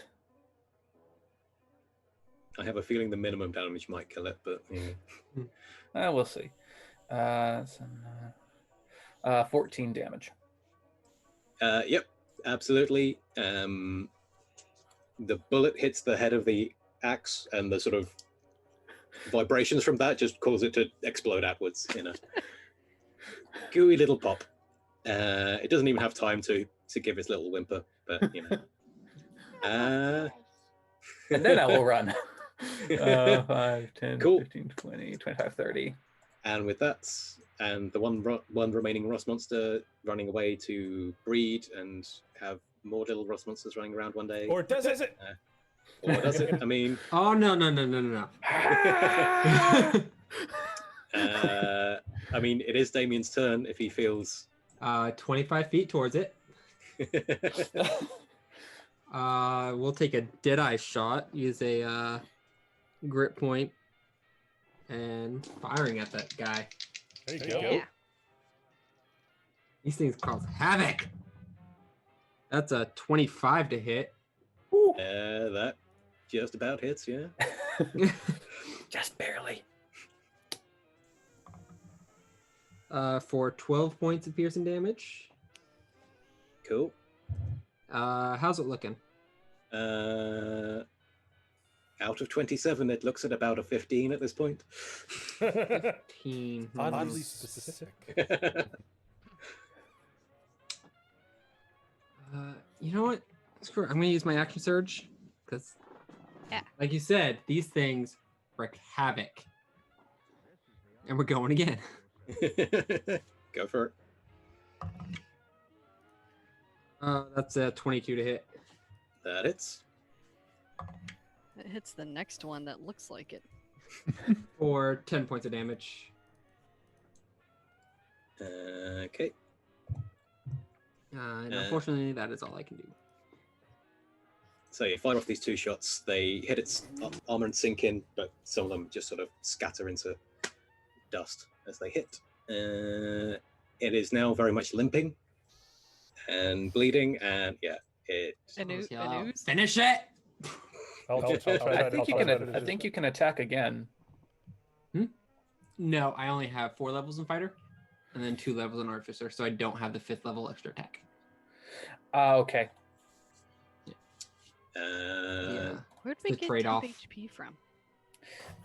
Inspiring leader. Brooke, yeah. Right? I asked that earlier. It's like, Sorry. I just I'm realized I had complaining. 10 HP. Didn't. Yeah. Okay. Yeah. Cool. I mean, I don't have it anymore because You used you it. know. Yep. Yep. Yeah. Came in handy. Cool. Decker, you're up. If you want to finish it off or go through the door, it's up I'm to gonna you. give it a go. Yeah. Unfortunately, no sneak attack. Let's just go. First one will hit. Second one will hit. They're both over 22. Cool. It's gonna be 8, 12, 16 points of damage. Cool. You fire these 2 crossbow bolts. One goes through its through the side of its chest. One goes through the side of its head, and pinned to the wall are its brain and its heart. And the heart sort of pumps a couple of times, and then the body falls down. And yeah, there is now. Yeah, not blowing. It's a crossbow. No smoke, but makes me feel cool. So. Look over you. And Tip the cat. Yeah, you that's what I have like. you have eliminated all of these monks. I see. Yeah, never mind. I just forgot to make the ooze lie down. It did. They are all dead. What's that guy doing? Dead. But I killed you.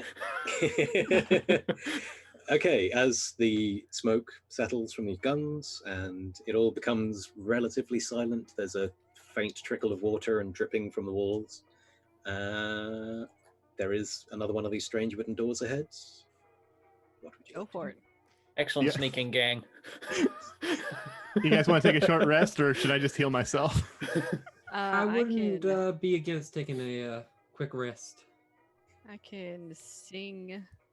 If we take a short rest, I can do my inspiring leader again and give you guys a speech about how great it was we killed all those rust monsters. I've in mind. Come, that. boys and girls, let's sit next to the fire. Cassie tells us a tale. Yeah. And we for an hour, exactly 1 hour. Yeah, let me tell you, we'll start working on a write-up for this story for the paper. Here's how it goes. I'll take the metal tube with the hose and just hold it up so we can record this for posterity. Oh, you see, it all started when I rushed into the room. Rest. Okay. Where are my hit die? If you or any friendly creatures who can hear your performance regain hit points at the end of a short rest by spending 1 or more hit dice, each of these creatures gains an extra 1d6 hit points. Okay, so hang on. I'm gonna roll my hit die, try and recover here. Hanging on. Hey, I got a 6. All right, Hey! so if anyone recovers hit dice during a short rest, you get an extra 6. So if that saves you a dice. Then get 9 temporary hit points from my inspiring leader. So It's Gonna roll. a one shot. I'll go ahead and top myself off. Using Or all not. the things. Roll the 2. So 15, And I have artificer ones too, don't I? and then 1 more. I don't think you have cannon. Oh yeah, if you have 3 in artificer, you could get a cannon out. You know what? What level? How many levels? of I only have 2 artificer? in artificer. Oh, sorry. What kind of artificer? Oh, then it doesn't matter. I just assumed you're artillerist. I realized there are other types. Never mind. Yeah, I can because I also think it's do that 3rd level you get your cannons subclass. or subclass. That is what Yeah. I meant. Yeah, I can also do temp HP, but it won't be as good as that. So if you go down low, call out, and I can do some other hit points. I mean, I was still above 40, so I wasn't hurting too bad. All right. So Yeah. what's the door look like? It's another one of these weirdly out of place wooden doors. It's just like a household door. Can And then we I got the Set 9. into this bulkhead. Sorry. investigate it? If you want to investigate it, go ahead. Yes. That is a 22. Cool. The first time one of you has actually successfully investigated one of these doors properly. You go I up have to an it. hour to stare at it. Yeah, you Right? okay, cool. Yeah, you go up to it, and at first it's just it's a weird door where there should be a metal door, and you sort of smash your face up against the actual bulkhead, and you can see there is an actual like tiny gap between the door and the bulkhead. There is another metal door behind it, and there is like sort of a weird purpley smoke that's sort of filling the space between. Trappish? No, just magic. You make an or anyone who wants to make an Arcana check after being told that. Go ahead. I'll make it, but if this is all going on during the short rest, I can do a detect magic too. I got an average 10. Yeah, it's short rest, so you might as well. Yeah. I also got a Um, 10. That's a 19 for Arcana, but I'm Thank gonna God. do a detect magic as well. If I mean, it's very magical. They'll There's give some you the purple school of swirly magic. shit. Yeah, but I don't know what purple swirly shit magic is. The detect magic will tell you what school it is. So, like, if it's invocation, like it's gonna blow up on you, or yeah, it is. What's teleporting magic? it's whatever that one is. it's not Transmutational? Is it transmutation? No. Just Might be. Let's see. I'm completely blanking on like half the schools right now. Spell cap. It wouldn't I be know no school- conjuration or abjuration Hang on, I got it. or divination. I think it might be transmutation.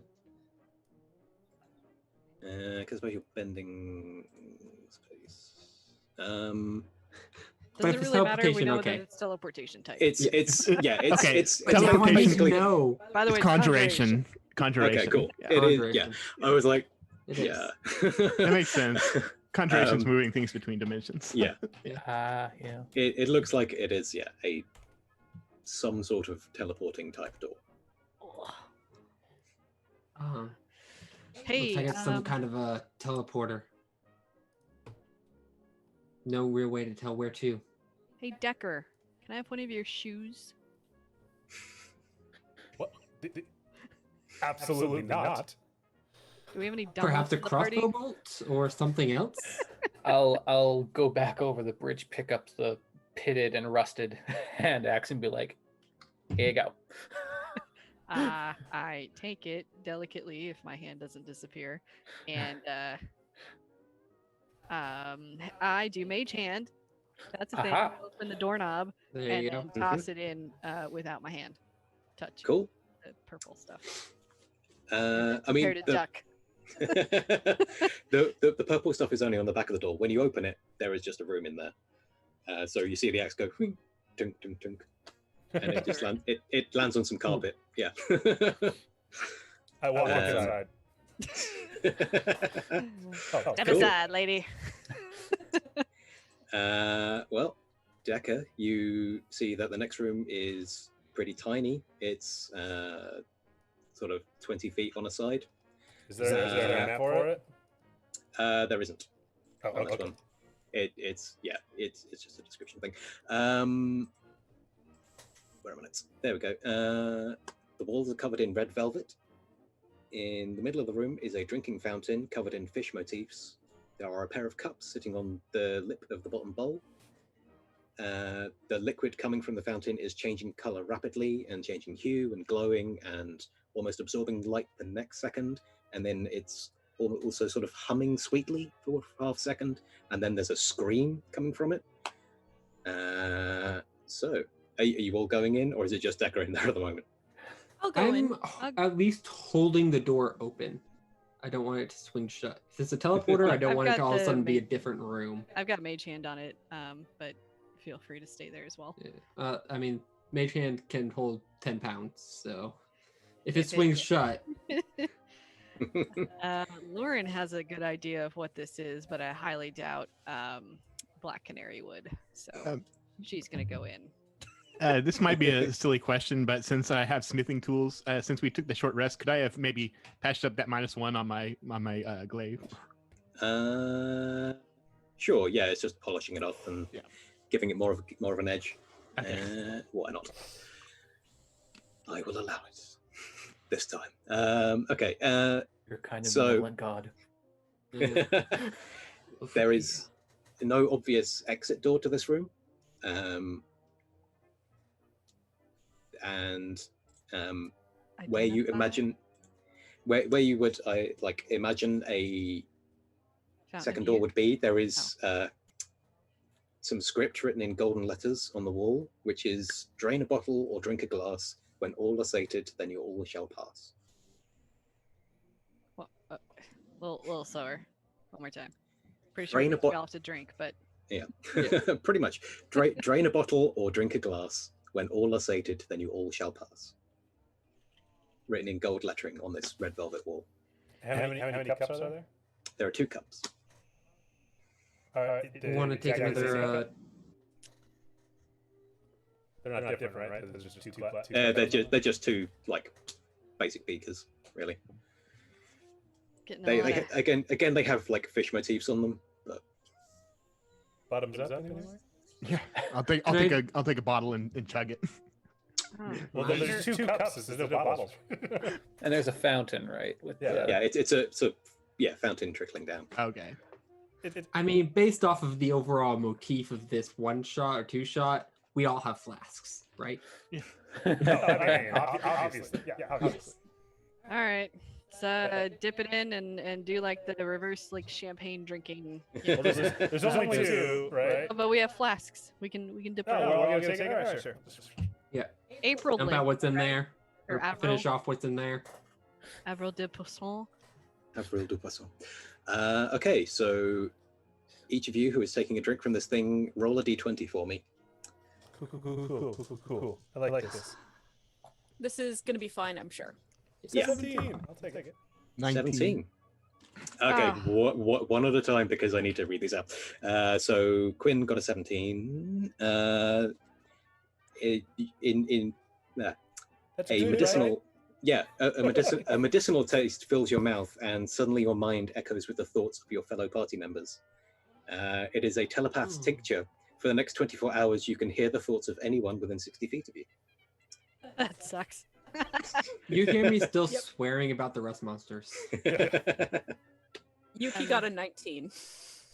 I've got a song stuck in my head, but it's a really annoying one. So The double yeah. mint gum commercial. I know. Oh, you son of a bitch. Turn it down. Double your pleasure, double your fun. It's double mint gum. And I imagine that it is, in fact, with just the da da da da da da da. I can't remember the rest of the song. And that's why it's stuck in my head. Okay, cool. So Miriam got a 19. I think Brooke got a 19 as well. 19, yes. Yeah, okay, cool. So this drink, or this glass, it contains a gently vibrating, tasteless liquid, which worms its way into your body. You see reality splinter, and you see 2 versions of yourself split off from your body, and then 2 more split off from them. And again, and again, and again. And all of a sudden, all of them rush back, and you see threads of possibility of where they walked extend before you. So for the rest of this thing, you have attack advantage on all attacks, ability checks, and saving throws. Hey, you're Yeah. Dr. Strange. I Advantage can see on all the everything. possibilities. What? There's only one. There's a lot of stuff going on right now. You're all thinking very loudly. I'm just imagining Decker right now having seen that secondhand through everyone's minds. Talk about a headache. Yeah. I got a 3. Ooh. I got a 2. Ooh. Those are long oohs. Yeah. Okay. So Those are good Uh, moves, I'm sure. They're all positive things. The best. Damien. Stuff the oozes. What? By the way, I've never actually asked. What color kobold are you? Are you red or green or? I think I said don't I know was the world blue. of that lens, but Okay. yeah. Yeah. Might be It's colorblind. it's just for the sake of this, because if you were black, then this wouldn't have. It wouldn't have. Yeah. If you were a black kobold. So your this is called demon's blood. Your veins turn black as this foul liquid works its way through your body, otherworldly voices fill your mind, urging you to commit violent acts in exchange for power. Make a wisdom save for me. How big is this room? I said 20 feet on a side. Okay, So so, it's- I'm about within 10 feet of Brooke right now. Just to be clear, I can read his thoughts, right? You And you shove hear- Thoughts or the thoughts within my thoughts? As long as you're within 10 feet of me, you get +3. Oh, that's solid. Yeah. Okay, I think we're good. Yeah, that's a 21. Yeah, you're fine. The voices fade away and you recover. So that could have been bad. You would have been, taking Homicidal. psychic damage and attacking people. So, Canary with a 2. A tickling sensation fills your joints, and you have the urge to laugh. As you take a step back, your feet squeak. Looking into the liquid in the fountain, you realize that your face is covered in clown makeup, and all of your clothes are looking a lot more garish and brightly colored. And Oh, yeah, man. you have drunk clown juice, and you have the appearance of a clown that is sort of permanently etched into your body. I think even as a changeling, you can't shift out of this form. And you have disadvantage on all charisma and stealth checks for the next 24 Oh, hours. the worst person who Oh could have no. gotten that. The one part, like my entire thing is correct. Awesome. Right? All right, sorry. Let Good me. grief. Let me. I'm sorry. Disadvantage on. I need to write that down. On charisma. You got a disguised self or alter self or No, I'm an actress and a changeling. I never bothered with that. Sorry. So disadvantage on charisma and what? Stealth, because you're wearing squeaky shoes. oh, All right. There are 3 sizes too big. And that is everyone except for Doghouse. I got a natural 20. Ooh, You're gonna live interesting. forever. So,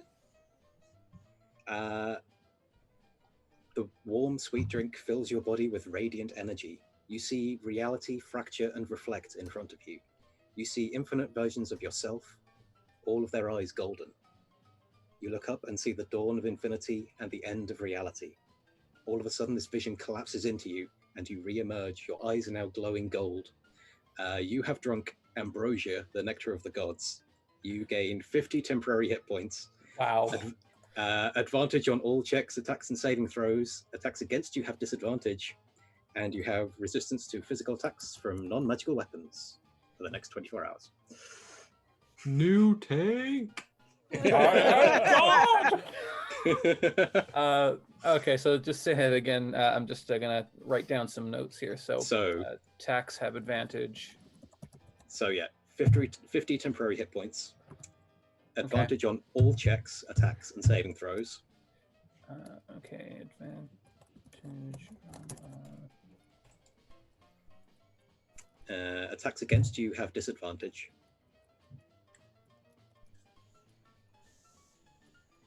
And you have resistance to physical attacks from non-magical weapons for the next 24 hours. So yeah, you have His seen. flask and just like, come on, any left? Any left? I mean, you can roll another d20 and see what comes out. Don't fuck me right now, seriously. Can I do it? Okay. Because it's temporary hit points and they don't stack, I do get 59. I just get a flat 50. I believe that's how that works. I don't know, but sure, that sounds good. 10 hit points do not stack, correct. Yeah, correct. Yeah. And clarification, did you just say I could roll another d20 to this room? Yeah. I mean, when Doghouse took his drink, a door appeared, so you can just leave, or you can roll again and see what comes out of it. 12. I just jump in the fountain. With a 12, you get the flavor of a sweet drink that reminds you somehow of your strange childhood in the sewers. You gain 10 HP and you get a inspiration token. so you get advantage. Okay. I gained 10 HP or. It was a healing thing, so it's just Okay. you heal 10 Okay. points. So I mean, I my think this is the HP deck was of many full. things in a fountain. Essentially. Pretty much is. That's awesome. Wow, that was a good thing to roll a natural 20 on. Yeah.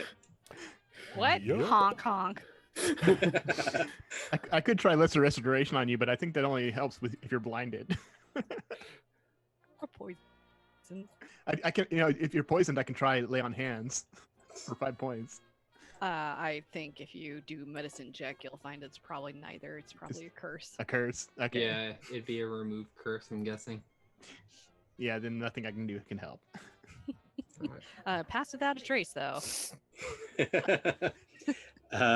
And anyone else re-rolling? Quinn, are you actually re-rolling? God, darn 'em.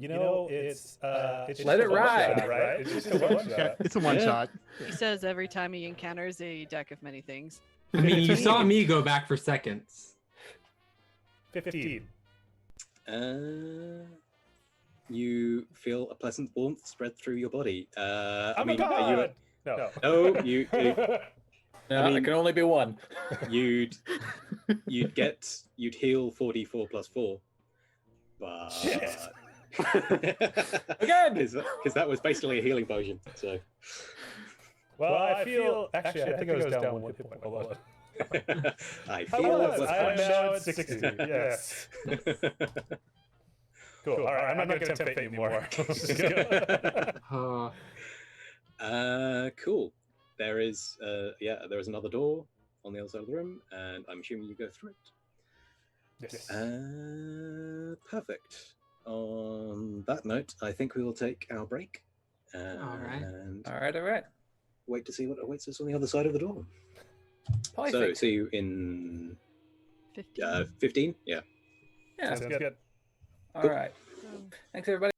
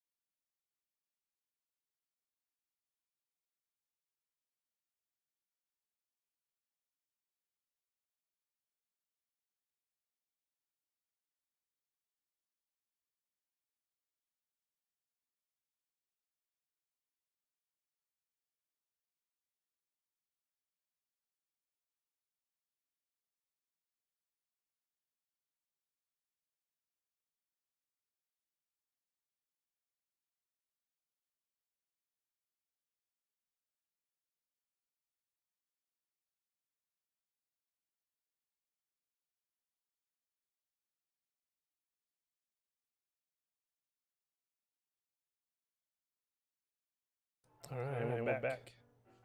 Cool. Welcome back, everybody. Some members of our party have just become superpowered, and one of them is a clown. The charisma-based changeling cannot get out of a clown makeup, so just wait. It's mystical. makes- It's a mystical makeup. Yeah, and you know, as Black Canary walks, she's making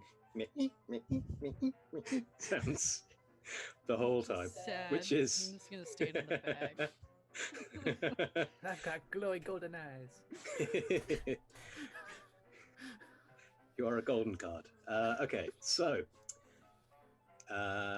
you come out of that room and you are in yet another section of tunnel, and here it's more like a sidings. It's where trains come when they're out of service and they're just sort of parked, basically.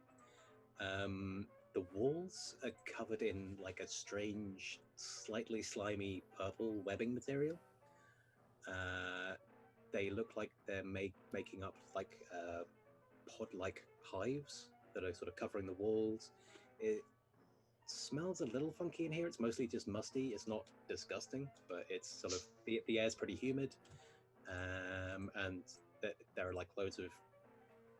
They sort of cover the whole of the walls and up into the ceilings, and there are sort of holes in them at the top, which look like they're entrances in and out of these pod things. Is the webbing anything I would recognize?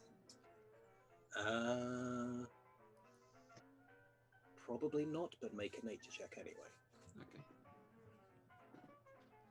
because why not? Ooh, Hey. 23. Huh. Having grown up down here. Yeah.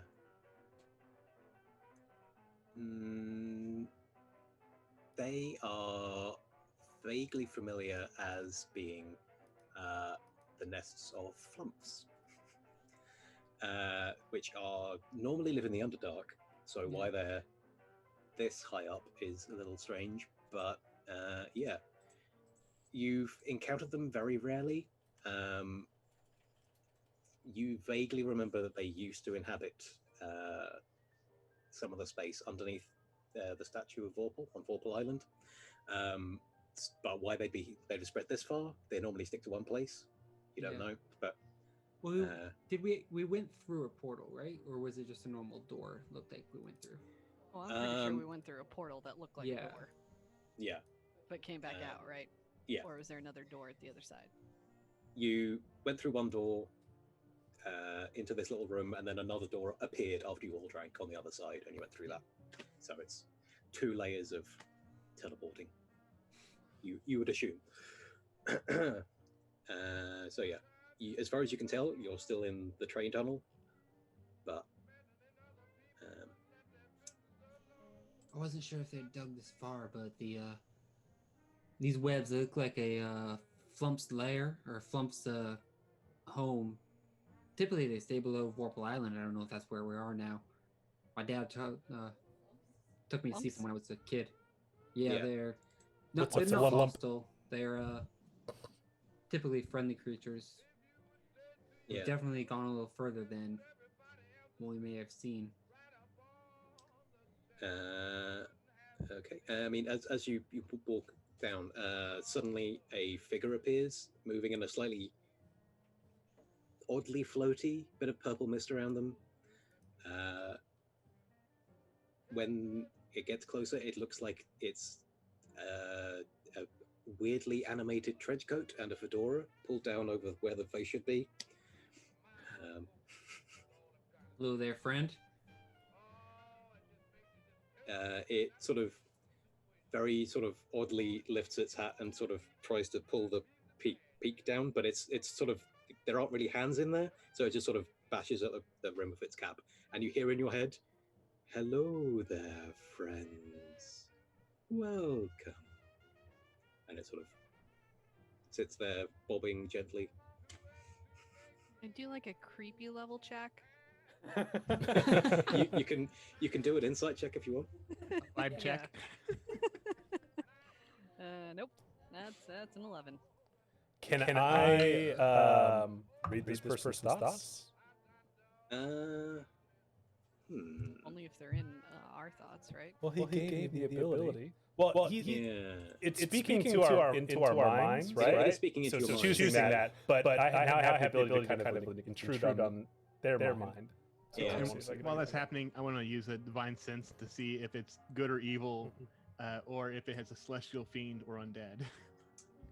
When it's like you hearing the same voice in all of our minds at the same time while also hearing it with your ears is like Oh, so it a has that horrible awkward like, situation where it's just yeah. 5 Echo. of you in the room, all talking at the same time because I can hear you twice. It's like feedback loop. I kind of also want to make a note that I drank the potion. I was like, oh, nothing happened. Weird, yeah. So, Cassie, you get the feeling that it is good. Okay. You don't get any of the celestial or fiend or anything like that. Decker, you... Yeah, it is a bit of a weird sensation because you're hearing the thoughts of a psychic creature, so which is also hearing your thoughts. So yeah, there's a bit of a feedback loop, but it's sort of... Oh. Essentially, we can communicate without speaking, right? Yeah, it effectively... it works out what's happened to you pretty quickly and filters it out.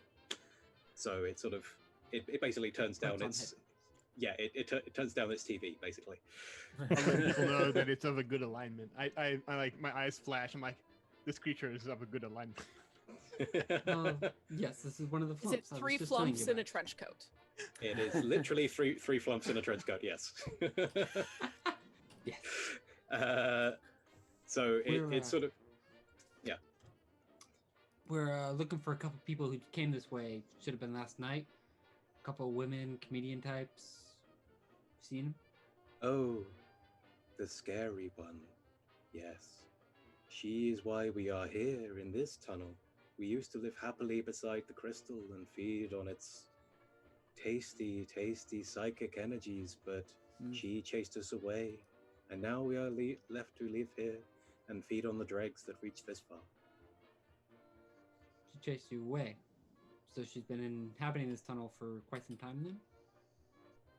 Many years. And did she have another one with her? Yes, although we couldn't really read her thoughts. She seemed to be struggling, incapacitated. Her mind was closed to us. Interesting. Do you know which way they went? Yes. I'm shifting my weight and my shoes are squeaking. I'm doing this one. At least it's not fart sounds. Or it could be.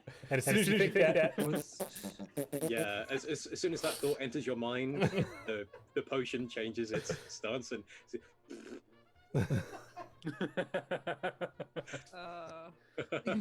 Think of something else. Canary, would you stop flying around, please? Think of anything. Farting This is around. very serious. Very serious. yeah. The flumps say they have moved further down beyond what we believe you call the train station, into the cave itself, into the crystal cavern itself. You don't seem to be a fan of the scary lady. What makes her She so chased scary? us. She what? She chased us away from our primary food source. She is scary because she is powerful. There is something else within her. We do not understand it. It is powerful and terrifying. Well, we're powerful too. She Don't wasn't worry, a we'll give you dread your zone. food source back. I don't think We I'm would be- very terrifying though. You are terrifying to us, little one. I've been in your brain. You're terrifying.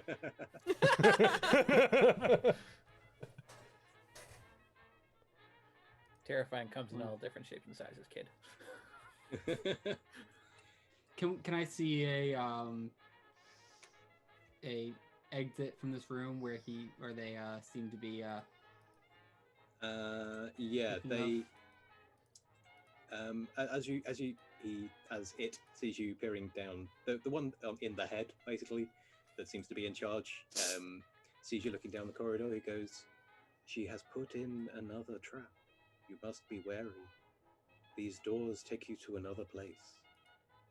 If you haven't worked that out already." There is one more before the station, which is further beyond that. So. This trap, can't tell us how far it is. Or could you? Or what we should be looking for? We cannot tell you what is inside, for we fear her power. We have come this far, and then she closed the door behind us. It is not far. It is another 300 feet beyond here, beyond the rest of our village. That is very accurate. Thank you. It is it's the other side of their village.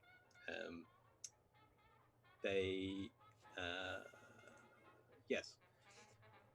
We would like to present you with this, that you may have a better chance of defeating this evil. Is it a trench Behold. coat? That's a nice coat. I could use a disguise. We thank you. Another flump sort of comes down from one of the pods up above you, and he is holding a small metallic-looking hat that looks like it's made from like very thin metal that's been folded into sort of a peak shaped. And It's a tinfoil hat. and the one in charge says, "Behold our greatest relic, the hat of Tim Foyle." Yes. You know, honestly, it wouldn't make me look any worse. I take it and put it on. Cool. The hat of Tim Foyle. It provides you with immunity to being charmed, resistance to psychic damage, and prevents others from reading your thoughts or tracking you psychically. And I take it off and I ask if anyone else wants it. Oh, I got so loud all of a sudden. Jeez, pick up. Because I already have most of that. Take that. Give it to me so I don't get charmed, because Or she could hurt us. Oh, fair. Bad hurtings. I'll put on the hat. So I'll look over the flumps. Well, I thank you for your help, and I grew up under the city, further in towards, but I promise you, we will restore your home. We Thank thank you. We thank you, great heroes. May you be as great a boon to us as the great Tim Foyle was when he brought us to this land. Tim Foyle. Yep. The hero of the flumps. Mm-hmm. All hail Tim. All hail Tim Hero Foyle. to us all. Hail Tim Foyle. Yeah, Tim. And I'll head over towards the door. Cool. It is another of these strange mystical wooden doors. Actually, I have a ring of mind shielding on. Can Quinn still read my thoughts? While wearing this ring, you are immune to magic that allows other creatures to read your thoughts. I would say Determines no. mine. Then. Yeah, Yeah, immunity. then, yeah. There's something. No thoughts hit empty. Nothing else about you is stealthy except for your thoughts. Except for my thoughts. Yep. And as that thought passes through your mind, when you take a next step, your shoes go, "At least no one can hear my thoughts." It's creepy. And all of your basically your inner monologue starts coming out through your feet. Oh, Okay, so if we can take a minute, if there's a trap ahead, I can go ahead, cast detect magic again, and it's up for a moment, so hopefully it will let us know when we get closer to it, or closer to the trap, so we'll know where it is. As he does that, because it takes a little bit to cast that, as I walk, I'm gonna start like beatboxing to the fart noises to like try and make it sound like a less embarrassing tune. takes me a few times to like start doing it because it's distracting. But eventually, like, oh my god. And I just point at my hair and my face. I'm like, fuck off. Make a I performance. think check. you look lovely. Sure. Oh. That is an 18. It's 23. You get a weird sort of round of applause from the flumps who are sort of knocking their tentacles together. I tip my hat and keep going. Alright. So detect magic is up for 10 minutes, and it's 30 feet ahead. So I figure that'll give us a solid length of detection. Cool. Yeah, I mean, you after a little while you get close enough to the door that you can detect that. There are no signs in this tunnel, so the trap is presumably beyond. You gather. So yes, you reach the end of the Flumps village, or hive, or whatever it's called, and there is Well, they another. said it was what, 300 feet past the door? The door and trap was 300 feet from where you were. Yeah, so effectively from the first door. This Okay. section of tunnel is about 300 feet until the next bulkhead. Gotcha. Hey, So Quinn, you are in front of a door. Mm-hmm. quick question. Do you Anything get a magical on settling visage immediately? Just by being a changeling? Yeah, it's a class thing. You already have it. It says It's a reaction. I should, but it doesn't have it in there. Okay, I'm gonna add that. I forgot I had that. Cool. Sorry. Go ahead. But yours now looks like a clown. It's confetti and like Like blowers. clown. Already a horrifying visage. So. Yeah. It is but it. I'll just grab the door handle and open it. Was there anything magical on it, or that should still have? The door itself is magical. The same sort of teleportation magic as the ones before. Okay, so I wouldn't have even brought it up then. No. Oh, if it's got the teleportation magic, maybe you should mage hand it. I do have that. Yeah. Except it looks like a clown glove, like a Mickey Mouse. Yes, yes. Oh, there you go. I do that. Okay, so I probably should have made a map for this one. Never mind. It is another weird addition to this tunnel. It is a long hallway of panelled wood. At the far end of the room, there is a bronze humanoid statue with its back to you. The floor leading up to it is covered in what looks like sort of parquet flooring of pale wood. And beside the door, as you walk in, is a wicker basket with a lid. Any of it magical?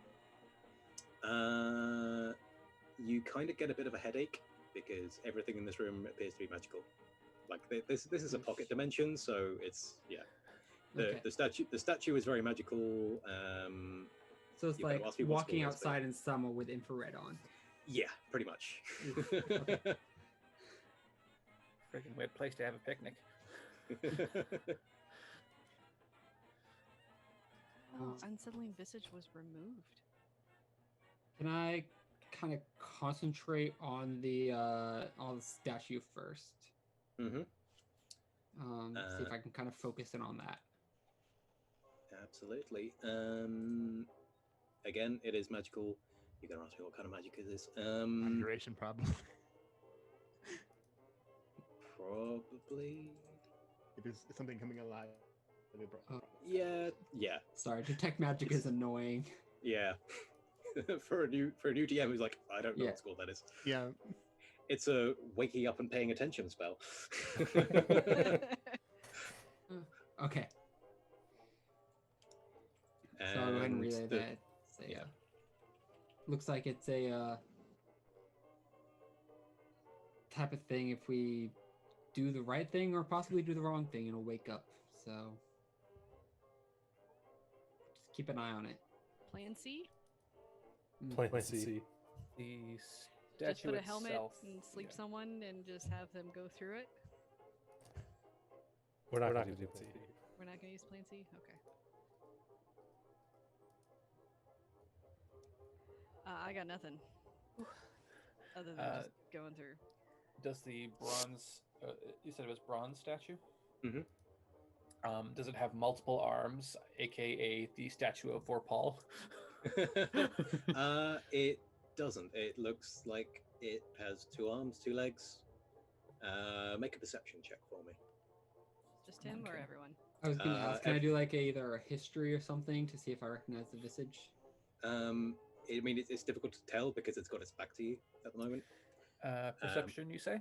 Yeah, but anyone who wants to Well, can make a perception check. Walking in, can I kind of do a once around of it? Yeah. 15. Also 22. 17. Did you say Yeah. 2? 22. 22. 22. Okay. Okay, so you see that the statue has a hole in its back. It's roughly fish-shaped. This doesn't have a map either, right? No, it doesn't. It's sort of. Yeah, I realized as we opened this door, I was like, I should have made a map for this. Too bad. Yeah. I was having a hard enough time getting them to work, so never mind. Understood. Yeah, so yes, you walk in. There are dark panels on the walls and the ceiling, and for the first 20 feet of this room, and then beyond that, there is parquet floor of thin white slats that seem to be interlocking. They seem to be sort of slightly higgledy-pickledy, and then there's the statue on the far side, and then more dark wood on the floor. I want to walk up to the basket and take a look inside. Cool. You open it up, and there are some strange metal fish in there. Each one has a rod with what looks like teeth in the back of it. So it's a fish, and then with a stick coming out, which looks like basically it looks like a key. Hey guys, there's a basket of fish sticks over here. Oh, God, I started. Yeah. They are all made of bronze. Oh, Aw. oh to be a good rust food. monster. Yeah. I was like, oh, that if they're not supposed to be bronze, it could be bad. Yeah, I think I'll take the basket over to the statue. Be like, hey guys. I'll pull out my pistol and I'll say, well, assist. it's worth a try. Okay, so the section of parquet flooring to the statue is about 60 feet across. Mhm. And the second you step on it, there is a loud series of squeaks and almost like a singing sound. This is what's known as a nightingale floor. And as it sings, the statue turns slightly towards. It turns. So it turns about 30 degrees to the right, clockwise. Do you keep moving? Well, who was in there first? Because I'll be right It- behind them, but it It's sounded probably like Cassie. Cassie. Yeah. I'm just Uh, moving the fish towards the statue because I figure we got to put them in there. I'll look at Cassie, kind of gesture like you head towards the left, I'll head towards the right, and Yeah. keep walking. Yeah. Okay. You very quickly set up a sort of both stepping at the same time, I'm guessing. Yeah. And yeah, this statue is caught between the two of you.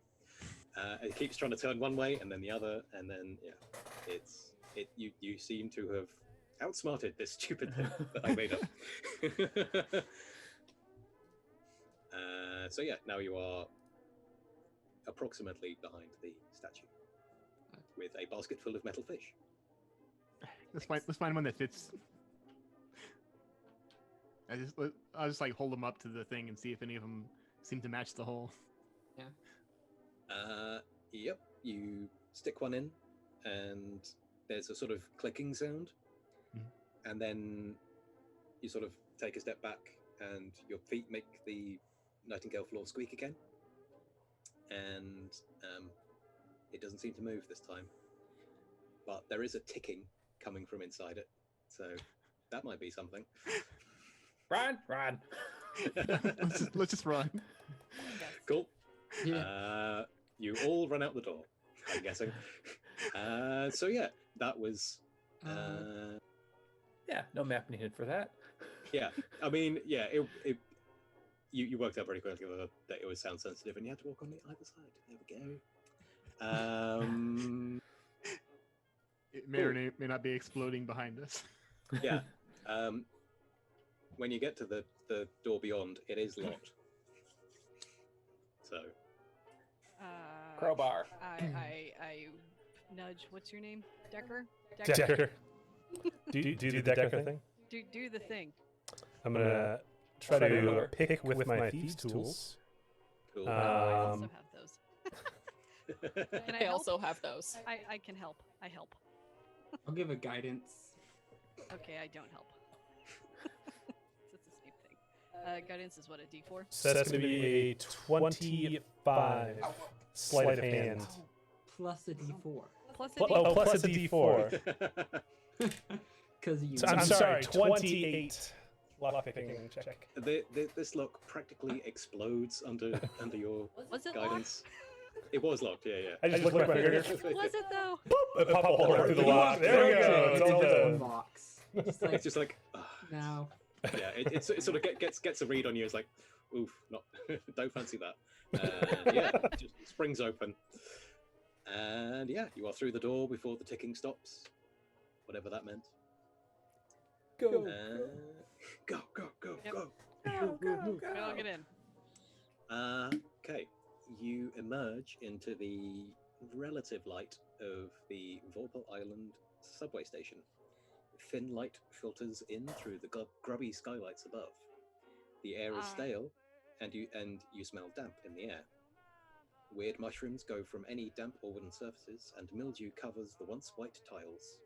Posters cover the walls, advertising plays that have long since closed, musical acts that have disbanded, and city events that we'll look forward to and have since been forgotten. I'm gonna take out one of my 1,000 ball bearings and cast a light on it for 20 feet just to make sure we can see Cool. and also be seen. Has it been 10 minutes since I casted Detect Magic? Because we got through that room pretty quick. Yeah, it's probably less than 10 minutes, because that was a pretty quick dispatching of that puzzle. Yeah, I mean, there's a door behind you. There's a couple of the lights on the walls are still giving a faint magical signature. Okay. There's nothing particularly magical about this room. Okay. I'll let Thank everyone God. know it's a fairly standard room. Nothing weird with the mushrooms, it looks like. Nothing too odd. Nope, they are weird colors, but Anyone want to eat I them? mean, we already saw flumps, so seeing stuff that may be natural to the Underdark wouldn't be too Yeah. weird. okay. There are stairs heading up from the station platforms towards presumably the exit from the building, up to your right. And beyond where you are, sort of beyond the end of the platforms, there is another obvious bulkhead with another door within it. I will grab some of the mushrooms to take to my aunt. Good plan.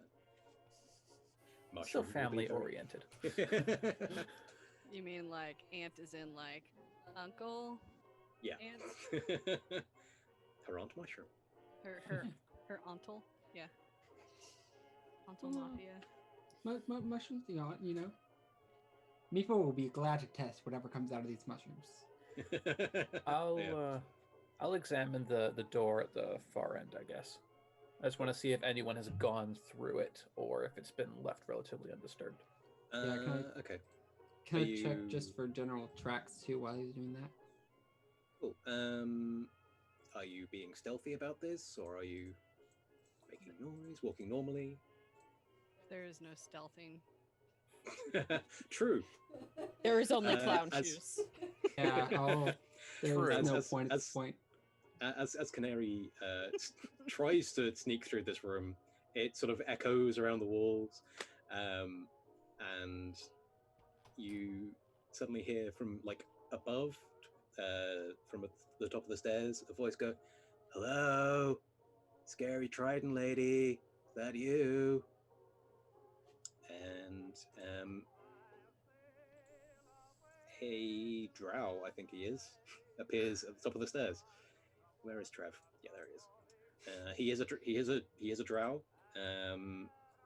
He is painfully thin, has acne scars, long, straggly, greasy hair, and is wearing the tattered remains of the Transit Authority uniform.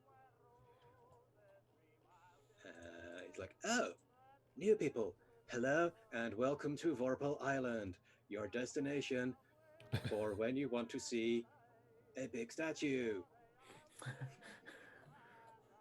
You're selling it really well, kid. Thank you. We've gotten such great reviews and people telling us we had to stop here. True, Which way true. is it to the statue, if you could help us?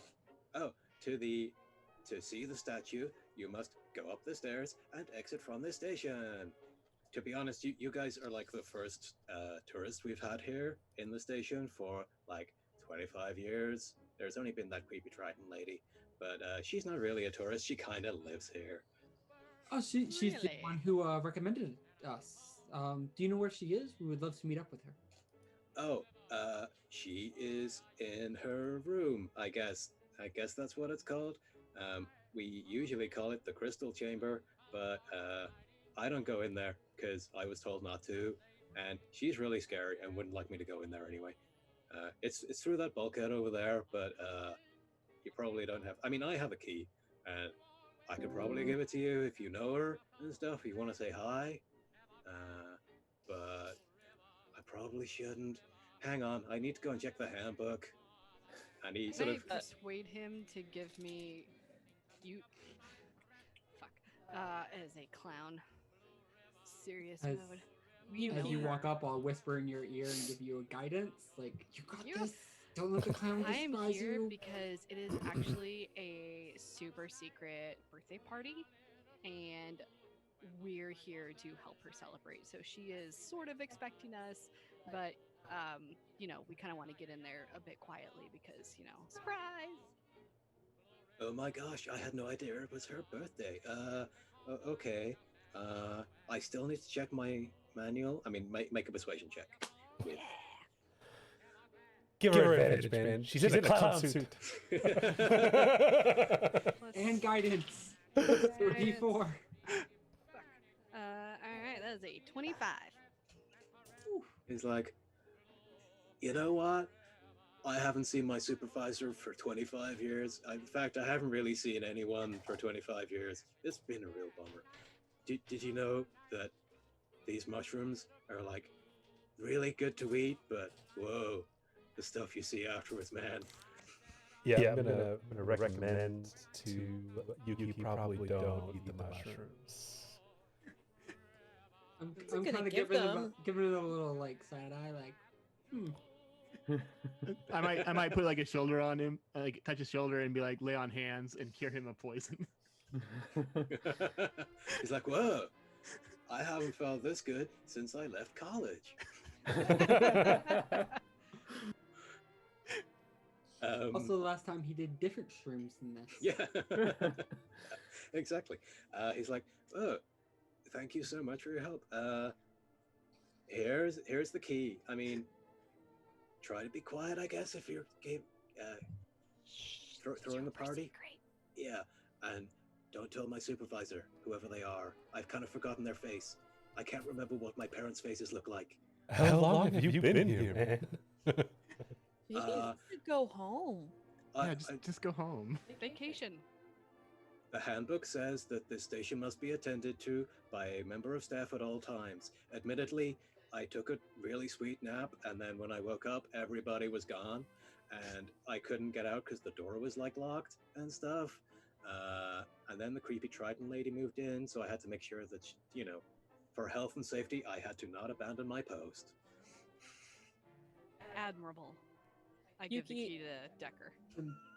Impressive for who's probably a minimum wage worker. But If paid. Yuki is going to change her outfit into a transit authority uniform and be like, well, I'm here to relieve you of duty, so you're good to go home. Oh my gosh, I should go and get my stuff. Can't remember where the key is to get out of here, but I'll work it out. It's fine. It's fine. And he rushes off upstairs, and you start.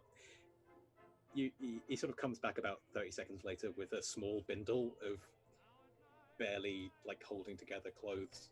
You get the feeling that he's been down here a long time and doesn't have a lot of things left. oh no. He's like, thanks guys.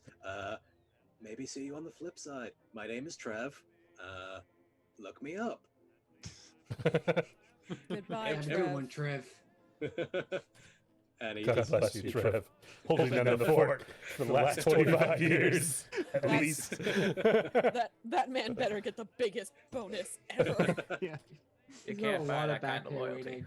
it's a Milton situation. He was fired 25 years ago and no one told him. I mean, he's been missing, presumed dead. You kind of get the feeling if no one's come back for him, he's been missing, presumed dead for most of those 25 years because it's been closed since the tunnel collapsed. So, But never officially fired.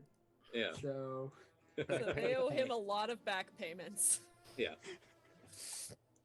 Cool. So you have a key To something. to To a something. door. To a door. To a door. The door. The door. Okay. So I'm guessing one of you unlocks it. Whoever got the key. Yeah. Decker. I give it to Decker. He seems to know what he's doing with keys. Sure. Now he said, "Be Are we trying to be quiet? I mean, I could just wait for a little while and give you guys a head start. Or I No, will I do can the chance blessing it. of the trickster on Black Canary. and Remind me I'll what that give does again? guidance to Cassie. You get Got it. advantage on stealth? stealth checks. Okay, I got so I guidance. just roll normally on stealth now. Yes. Okay, then let's give stealth a shot. Only as strong as your weakest link, right? Is your loudest fart? Oh, when someone rolls a net one. Oh, really? Yeah. Ow. Let's see if I can help cover that. Hold on. I rolled a 2, which means a 7. It sat on a 13 for like a full second Like, and I then ha- just fell. Me, I almost had an 18. Nope. I ended up With a 13 because of that guidance. 18 for myself. Cool. 19 I for mean, Yuki. What are we rolling? for stealth, it's still an 8, so it's not Stealthing. So far, only 2 people have terrible. beat 50. 25. Yay. So Cool. about 3 people had good stealth and 3 had bad stealth. Perfect. So, I see. Decker was inside the door. Literally, both minis in the same place, so I couldn't see you. There we go. So, I'm hoping these are all...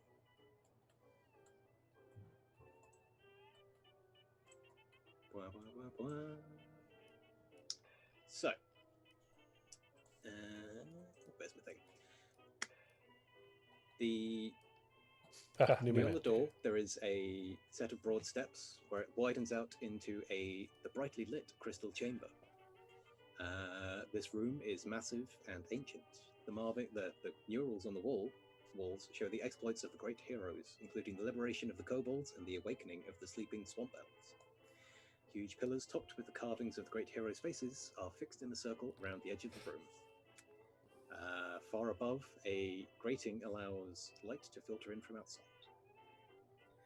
And sure, keep going. I'll get, when characters appear, I'll do remember what stealth was. In the center of the room, above a 30-foot wide hole.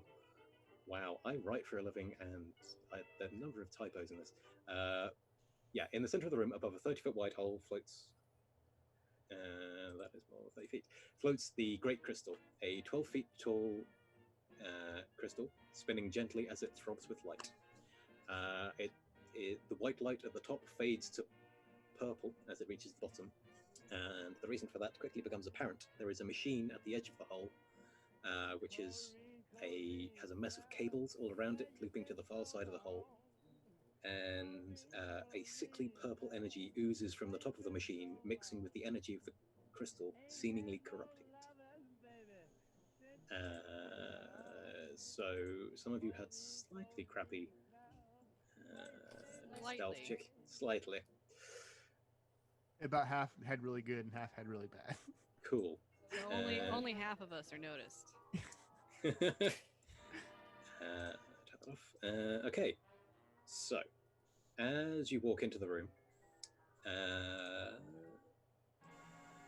the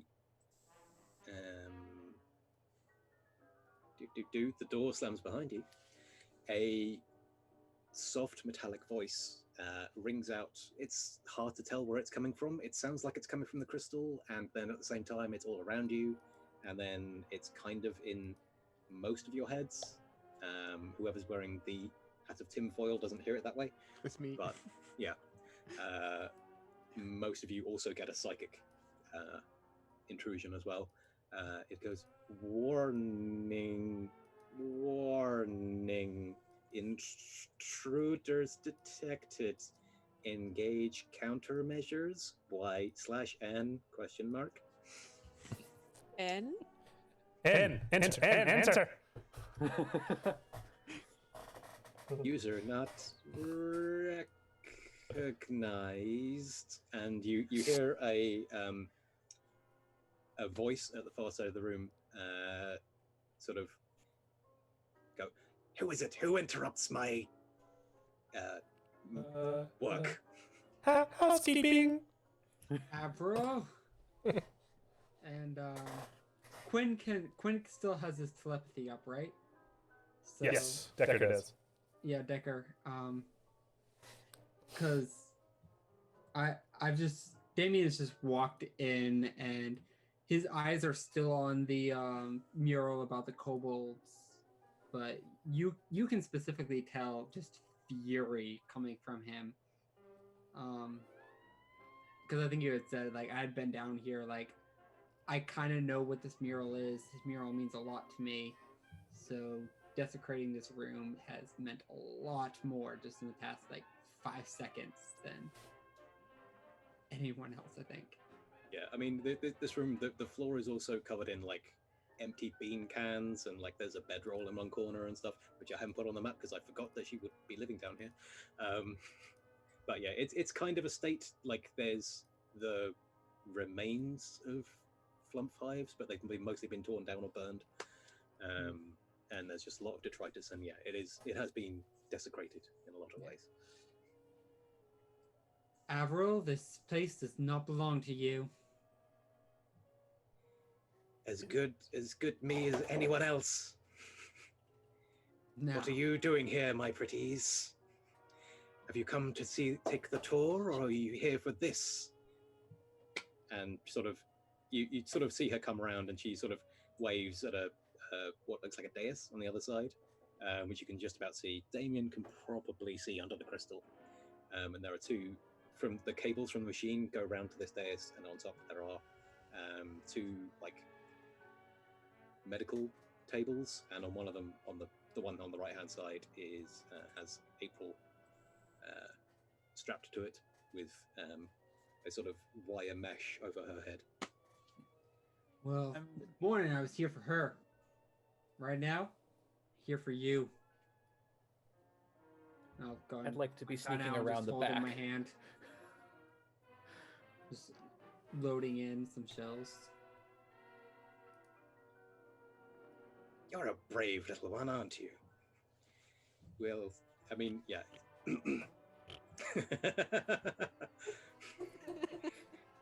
Stealthy break right, unstealthy break left. Go. Everyone's just breaking into the room now. Yuki is going to invoke duplicity and have one version of herself walk one way and one version of herself walk the other. Cool. Every single one of Damien's buttons has been pushed, so Triggered. yes.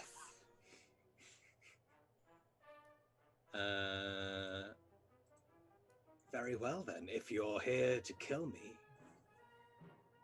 Crystal, hear my voice. Activate the countermeasures.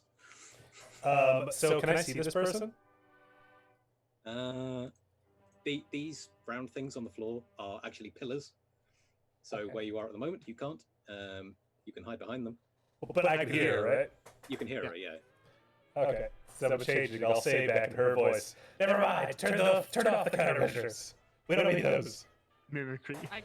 I can do that too, if that. No, don't listen to him. No, but I'll wait to see if you succeed first.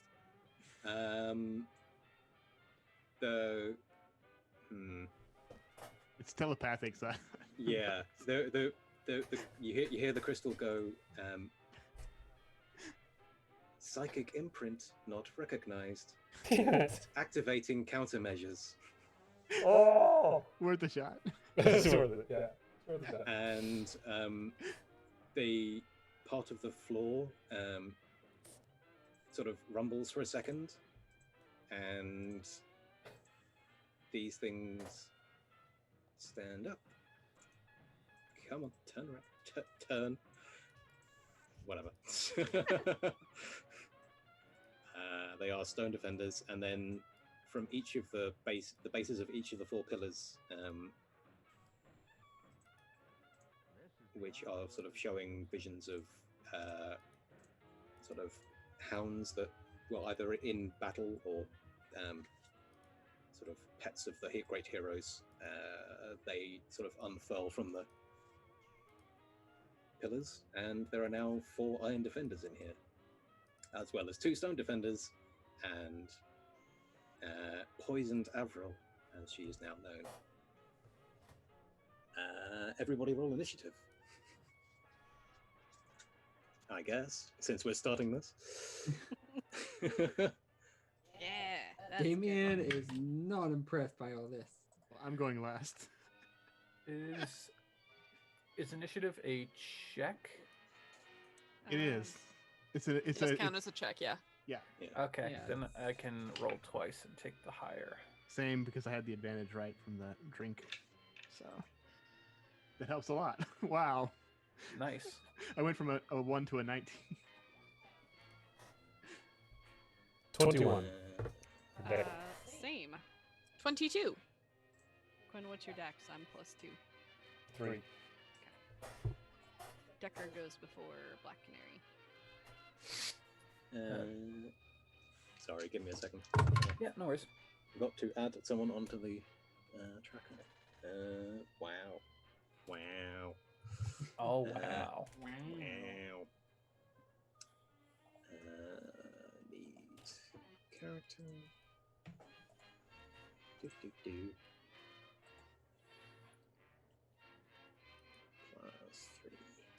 Okay, so 4. And you are Sarah. Boom. And plus Nice. 2. So 5. Okay, so 25 to 20. 22. 30 to 25. 20. Sorry, 21. Yep, but I'm after Quinn. We all did really good. Yeah, even Cassie did pretty good, but she's not in that range.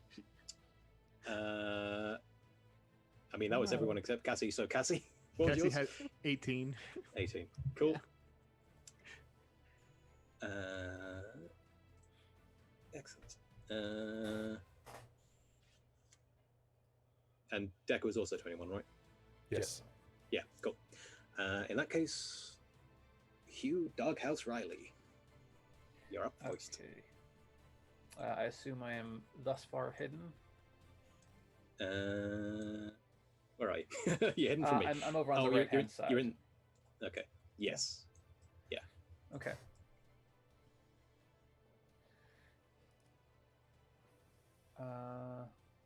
Okay. I'm going to. What are these green spots on the map?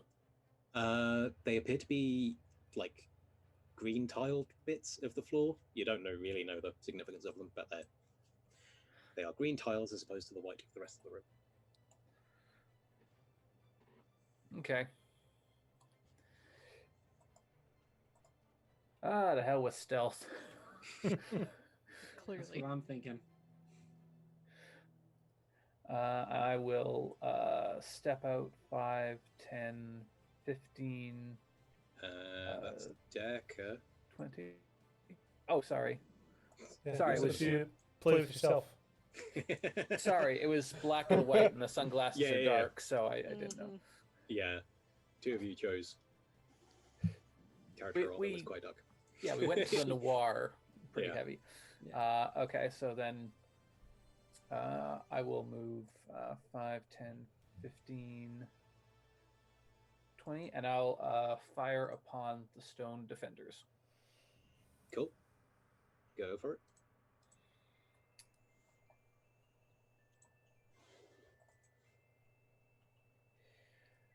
Okay, so that is a 18 on the first. Cool. It hits, but you pull the trigger, and you're used to firing a gun. You're less used to the sound of a ricochet, and let's see where this goes. Things. Yeah, the bullet bounces straight back at you. Owie. What's your? It's Armor a class? 17. It was 18 to hit. It whistles past your ear and hits the door behind you. These things you gather are resistant to non-magical weapons, and you basically just shot a rock with a pistol, and it came back at you. Okay. And the green and purple cables, are those the lines? Those are just cables? Those are cabling, yeah. Okay. I will redirect my aim to the purple line and Mhm. shoot. Cool. I will say it's finer than it is on that diagram. So Okay, yeah. At disadvantage? disadvantage, but because you're godlike, call it a straight attack, I guess. Okay. 22. I will say that hits. Go ahead and roll damage. Okie dokie.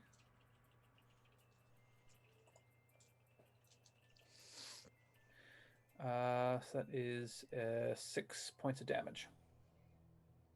Cool. You've definitely damaged the outer layers. The wires look a little bit frayed. Mhm. Yeah, might take a little bit more to completely disconnect it, but yeah, Okay. you have done some damage. All right. My work here is done. Yeah. Boy, Godlike. Well, Talking a big game in another room, just saying. Nearly shot himself in the head. Yuki, you're up. Awesome. Yuki too is gonna peek out from behind this stone column. Mm-hmm. And do I see where like the magical corruption seems to be on this crystal? Yes, it is coming out from the right-hand side of the machine, up into the base of the crystal, and there seems to be some energy coming back into the machine as well. Cool. Does the machine look magical or machine-like? It's a weird mix of the two. It is a machine that is partly mechanical and partly arcane that has been Cool. sort of hammered together in a slightly manic way. It's That's my enough of type an answer shit. for me. I'm gonna cast Dispel Magic. Cool. Machine breaks, you win the game. Huzzah! It was that easy. Hey. Not until Avril is dead. What Yes, but personal getting rid of vendetta, the man? machine might deal with the defenders. Yeah. Exactly. Yeah.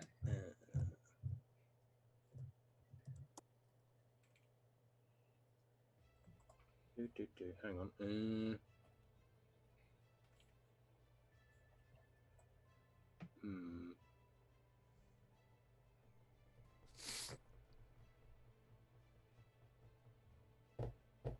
What level are you casting this at?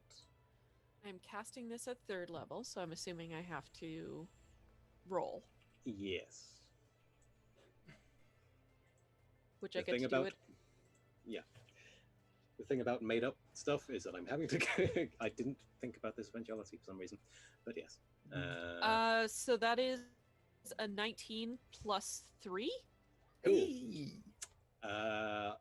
so a The- 22. Yeah, the purple energy flow just suddenly sputters and dissipates, and the crystal isn't healed yet, but you've certainly broken the flow of corrupting energy that was going into it.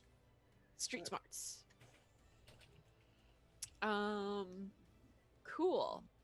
And then I don't have anything to do as a bonus action, so Yuki 2 is gonna tuck back behind the column. Good plan.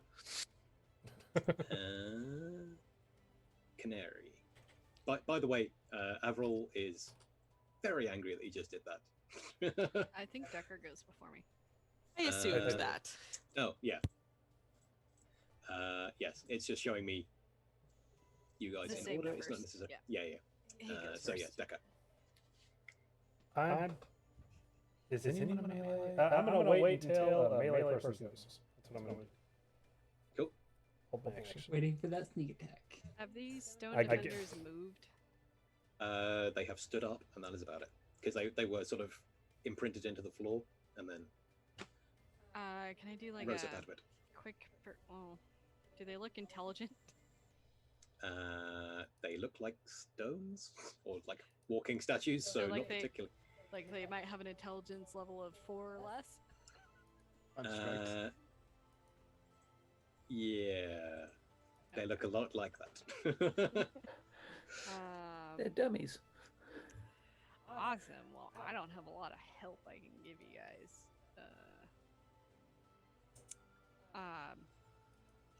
She is controlling those people, though. She's laying down. April is laying down. Poisoned Avril is standing. Right. Okay. Well, I'm going to cast invisibility on myself, which is level 2, and rename invis. Okay. 10, 15, 20, 30. And I'm gonna slowly make my way over there because I've got a lot of manipulative spells and they just don't do damage or anything to stupid creatures. So, Yuki 2 hears this from nothing. Yep. There goes Canary. Something Seems about right. Cool. Damien. Because it's a clown joke. Yeah. All right. We're going to go ahead, head forward 10, 15, 20, 25. Gonna use a grit point for a Deadeye shot. Or, Cool. well, first of all, reaches out his hand, and so there's a tattoo that goes up to about his elbow, which is just intersecting lines, and you see it light up and dissolve from his hand, shoot forward, and essentially land on Avril's torso and just implant itself there. Mhm. And he uses his spell rot tattoo as his bonus action to cast Hunter's Mark on Avril. Cool. And then he'll use his Deadeye shot to take a shot at her. Absolutely. There is now a strange tattoo-like mark on her oily, like boiler suit that she's wearing, leather boiler suit. That is a 25 to hit. That hits.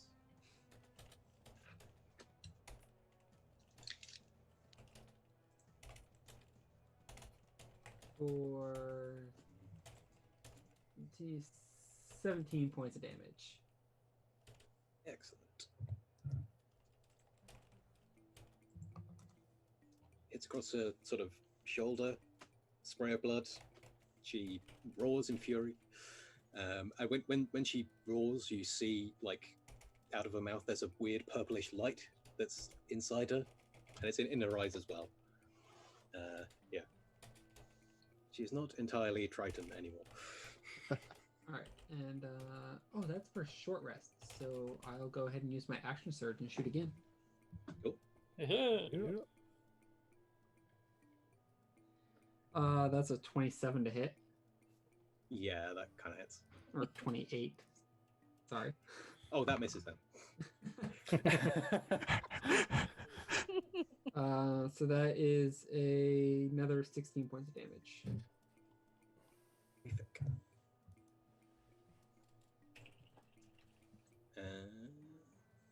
Yep, she continues to bleed and Alright. look angry.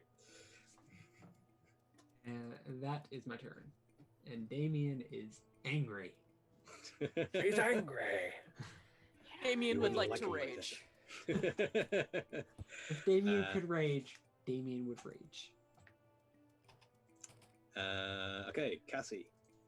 Okay, so Cassie's gonna pull out her glaive, kind of spin it around over her head, and like it touches the ground, and like she's gonna start running. You know, it's gonna be like, in the name of tinfoil, I will smite you. And she goes 5, 10, 15, 20, 25, and then she takes a leaping jump, 30, and then as she starts to fall, her eyes glow with this mist, and her glaive raises above her head. You know, like she's gonna like two-handed stab, and she uses bonus action to misty step 30 feet across, and land right here on this thing, exactly 10 foot away from April. And she's gonna take her two attack actions and stab her like with this leaping stab, just like overhead. Absolutely, go for it. Okay, so my Beautiful, first attack. Brooke. First attack is 11 to hit. It's not good. That misses. And then my extra attack is a natural 20. That one hits. Okay, let me do the damage on that one, and then I'll roll my bonus. I don't have a bonus action. Never mind. I just used it. So damage is 1d10 plus 3. So a d10. That's a 10 on the d10. So 20 plus 3 is 23 damage. Stab her with a double, like an overhanded, like just jab it straight into her chest.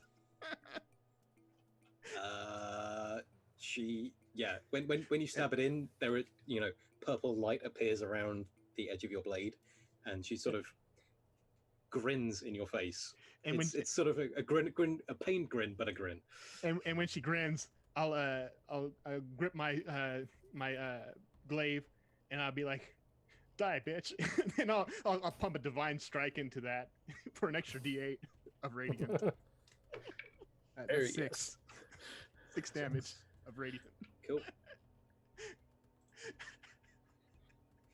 Yeah, the white light sort of makes the purple fade for a second, and she's sort of. I am out of spells, but that was Worth it. Decker, she is now very much threatened. So if you want to, Decker. yeah, because I have a reach When- weapon, so I'm with Yeah, let's see if I can get close enough.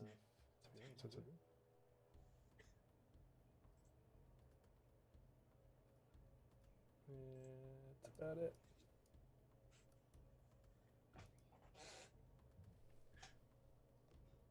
She's still kind of out of reach. And not she's not within 5 feet of her. Does it matter? But she's in my threatened range because I Yeah. have a reach weapon. Oh, okay. Yeah.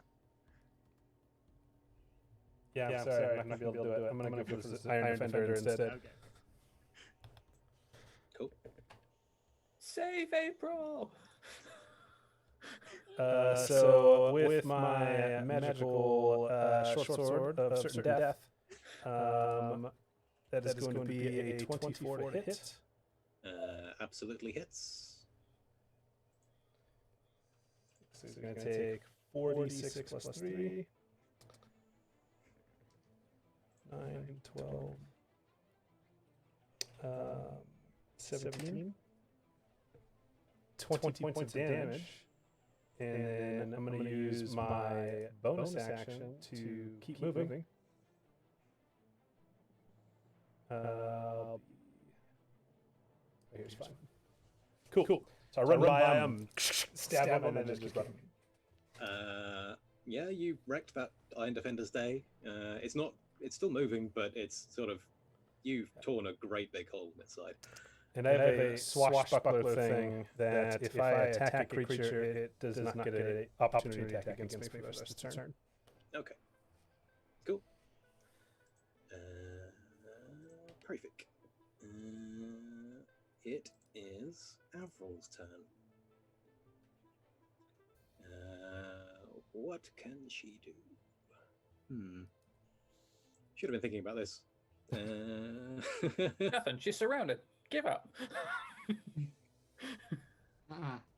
She just got stabbed in the chest. Damien gives no quarter.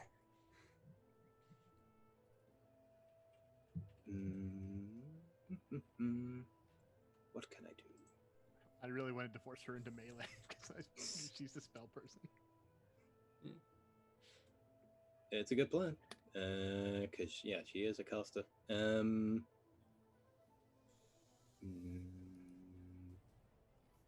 The thing with polearm is so many of our abilities are within 5 feet. Yeah. If she moves at all, I get to hit her as a reaction. Yeah. Okay.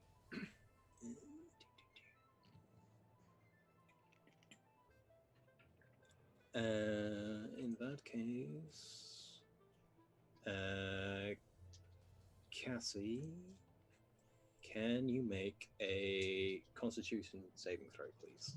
Okay, Constitution, huh? 17 plus 5. Ooh, yeah. Yeah, that's fine. Paladins are good at saves. They have that aura. Yeah. Cool, because she sort of screams in your face and unleashes a thunder wave in your direction. Just a wall of noise comes from her. And 19,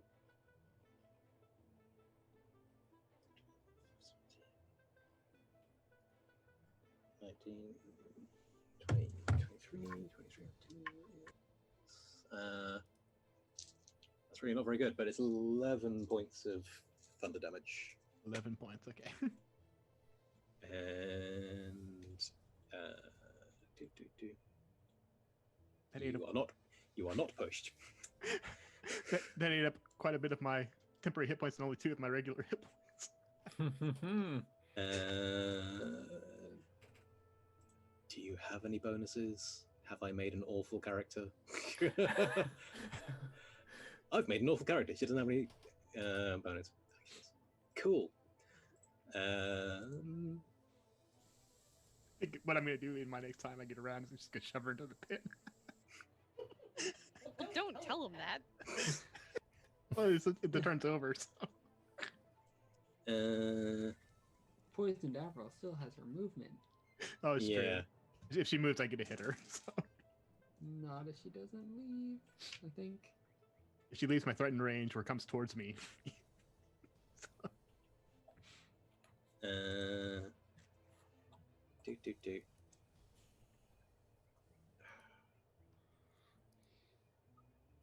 Nope. All of these are weird actions that I gave her, but never mind. Sod it. She'll take the risk and go over to the steps. She's only risking a D4, so I'm going to attack. Yep. Does a 16 hit? No. Wow, she's got some good armor. Swing and miss. Okay. Yeah, you sort of hit the back of her boiler suit, and it just sort of slides off weirdly. You better run. Perfect. And now it's the Iron Defenders' turns. So this one is going to run up to Damien. They have one thing they can do. That's a natural 20. Oh, jeez. Good. Trying to yeet my dice into the next century. So that's 6 points of piercing damage. No, wait, hang on. 9 points of piercing damage. Forgot how crits work.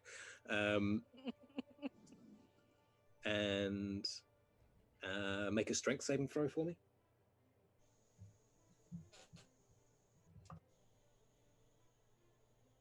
Uh, 16. You're fine. It tries to hold on, like bite into you and grapple you, but you sort of pull out of its mouth. So that is the end of that turn. Iron Defender 2 got hecked up by Decker, so it's gonna heck up Decker.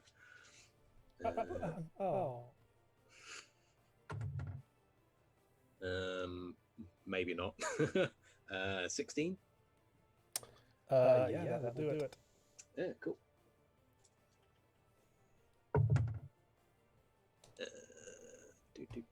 That is 8 points of piercing damage, and a strength saving throw from you. You have temp HP, right? Yeah, I do. 9 temp. And a strength saving throw? Yep. 7. You take an additional 4 points of piercing damage as it sinks its teeth into your arm, and you are now grappled. Cool. Number 3. 1, 2, 3.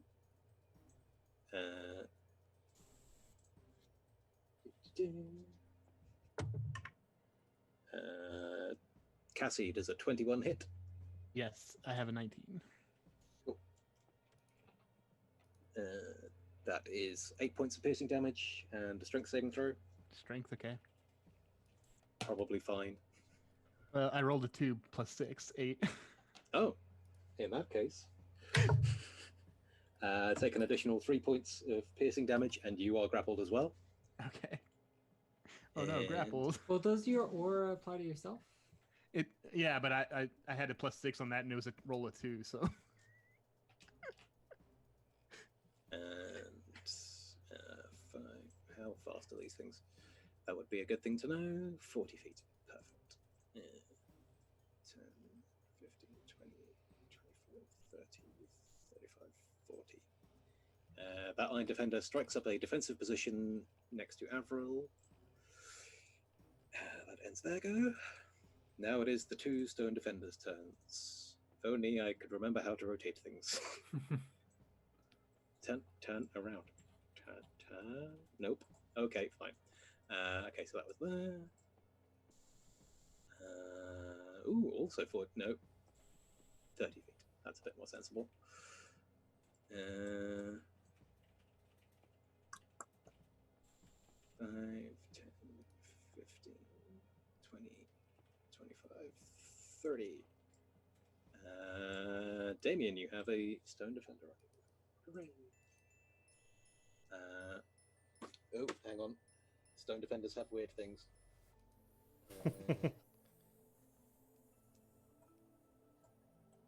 Cool, it's fine. So one thing about small characters and their 25-foot movement.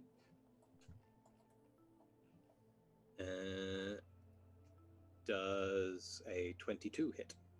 A 22 most definitely hits. Horrific.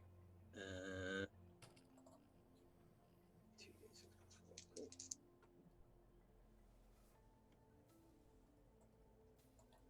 That is 8 plus 4. I can do this. 12 points of bludgeoning damage. As it's basically their arms are shields, and it slams one of these into you, and you are knocked prone. And the second one. This one does have a weird thing. It's fine. It can move. Hooray. 5, 10, 15, 20. Cool.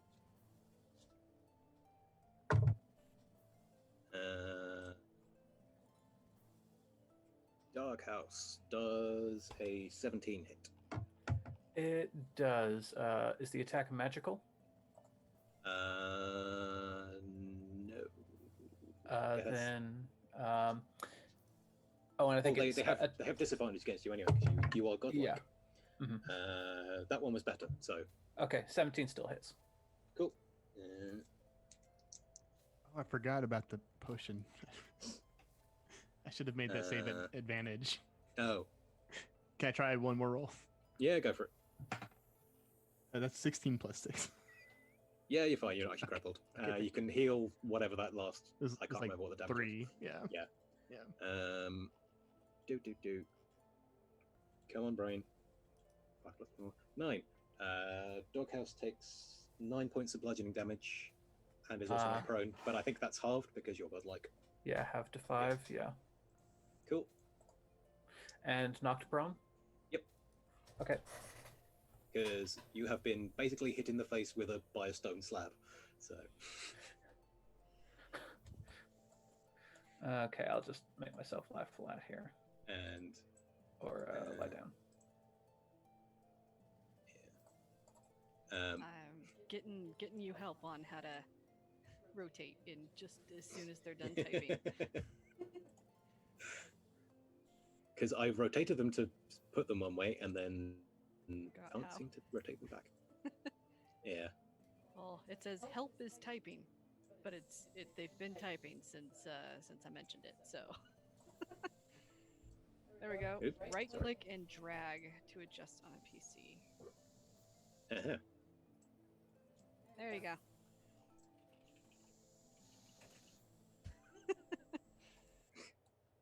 Eh. Whatever. So, end of the round. It is the crystal's turn. The crystals. What? Yeah. That thing's sentient? Oh yeah. It's a living spell. It's Yeah. very sentient. But the magic's been dispelled, so it's our friend, right? Oh yeah. Forgot about that. It doesn't do anything this turn. It is recalibrating. Yay! Calibrating. Regulating splice. It's a SimCity voice. We turned it off and turned it back on. It's rebooting. Pretty much. It is the purple coloring is sort of being burned away by the light from within. So it is glowing a brilliant white. Ooh. It basically did what Lauren said. It's going recalibrating. Recalculating. Perfect. We will find out what that means. Dark House. Okay, I'll use half my movement to stand up. Mm-hmm. I will. So these two things in front of the crystal, are those just like computer banks? The sort of that is the machine that is connected. The right hand side that was sort of spraying purple energy into the crystal has now been effectively deactivated. Okay. And then yeah. Okay. And the two lines, so those are hooked up to the machines. Yeah. Okay. Can I just kind of do I get a sense that if I unhook the cables, that was kind of what I was thinking of doing, was if I unhook the cables, will that shut down those machines? Make a straight intelligence check, I guess. Okay. At advantage because you are godlike. Okay, so there's a 18 or natural 20, 23. Yep. It will. Unhooking those cables will stop whatever is being done to April, or what could potentially be done to April. Okay. Because that's what the cables are connected to. They're each connected to like a wire mesh cap. Mhm. There's one on the table that is attached to April, and there is another one on the table next to her. Yeah, it's just not currently active or doing anything right now. It's not doing anything. You kind of get the feeling that she was still that Avril was still setting up when you came. Okay. Then in that case, sorry for the long turn here, folks. That's all right. I will take one action to pull out the blasting cap. Mm-hmm. Here's looking at you, kid. I'm gonna whip it at the machines. Cool. Roll a d4. Okay, and so it's on a 4. It's a dud, right? On a 1, it's a dud. Okay. Okay, d4. Roll. That's a 4. Hooray! It's not a dud. Hang on. Blaster cap is 1d6 fire, 1d6 thunder. So 2d6, effectively. All right, so 3d6 total. I feel like if that's going off, like my fart shoes shouldn't be noticed. That's 13 damage. Hang on. It's 2d6, so 1d6 fire, 1d6 thunder. Sorry. Oh, okay. In that case, 11 damage. Cool. You certainly. There's what I said. You certainly blow some important-looking bits off of this machine. But how it is still fairly well held together. It looks like a lot of time has been put into this thing, so they weren't that important. Okay. But you did something to it. Yeah, and I'll take a shot with my pistol, again trying to sever the cord. Cool. So that is 24 to hit. That absolutely hits. Okay, and come on, do it. There you go. 13 points of damage. Cool. That I guess it's the purple cable, the one you aimed for before. Yeah. Yeah. You somehow managed to hit it in more or less the same place, and it utterly, like with a spark, it sort of breaks in two, and you hear a anguished, irritated shriek from Poisoned Avril. You fools! What are you doing? Messing up your jam, kid.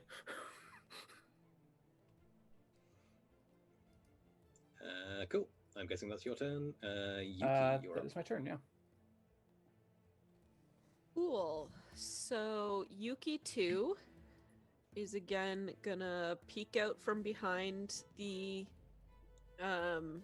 column. Mm-hmm. And I can see Poisoned Avril from here, right? Yeah, there's some people in the way, but you can see her. Cool. As long as I can see her, I am going to cast a guiding bolt at 3rd level. Up the butt. Guiding bolt. Guiding bolt up the butt. Where else does it go? It's like a heat seeker. It's a seat seeker. And that is a natural 20. Yay! That's a good one to get a 20 on. Awesome. So that is going to be 66 times Woo! 2. Guiding bolt is powerful for his spell level. So that, well, it's one of those ones that either it hits or it doesn't. Sorry, just fucking allergies. I don't think Avril's going to have a butt after this. All right.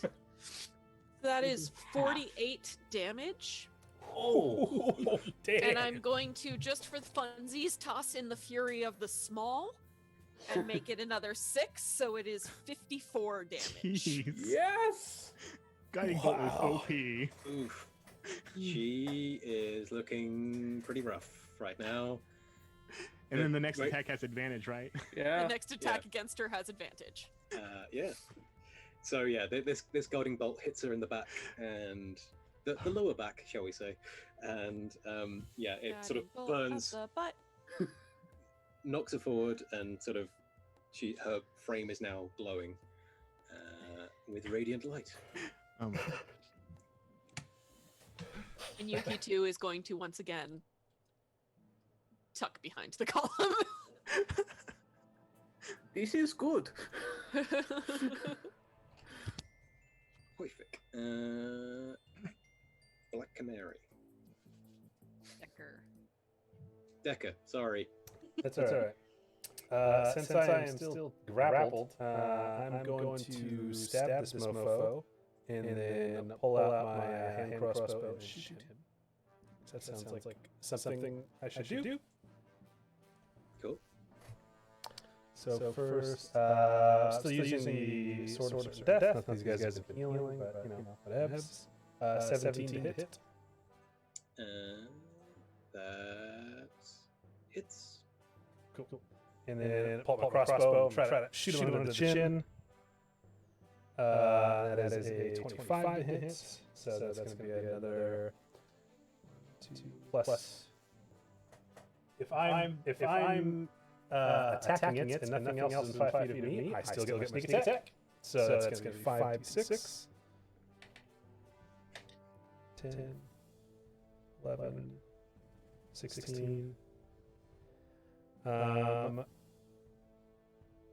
Brain fart 22.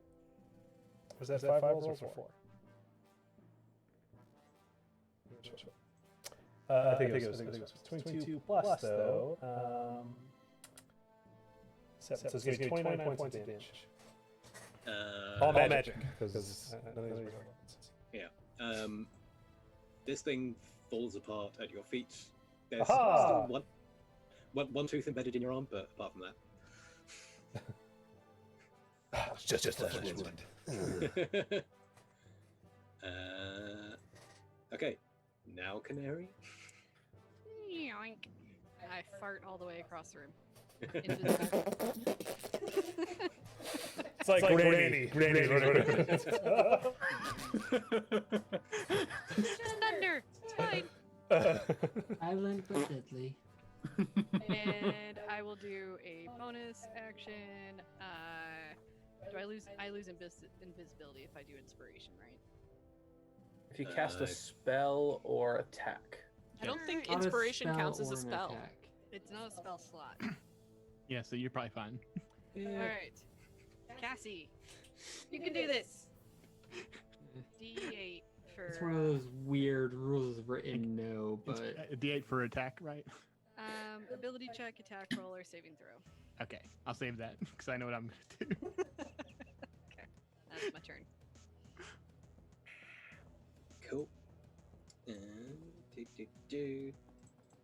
Damien. all right.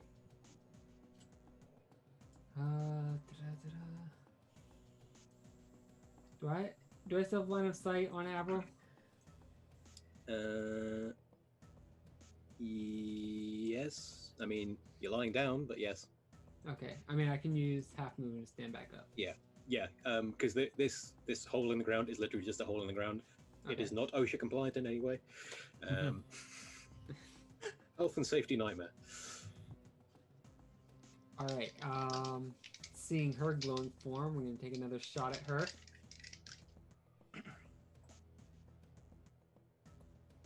And that is a 26 to hit.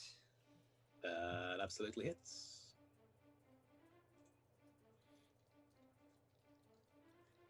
Or another 13 points of damage. Okie doke. Did you roll with advantage because she had the guiding bolt on her? I did roll with advantage. Okay. Yes. Okay.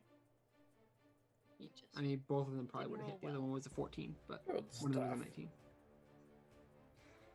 19. And I'll go ahead and use my second wind here.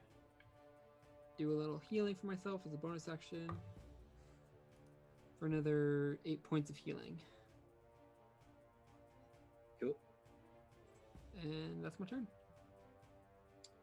Perfect. Who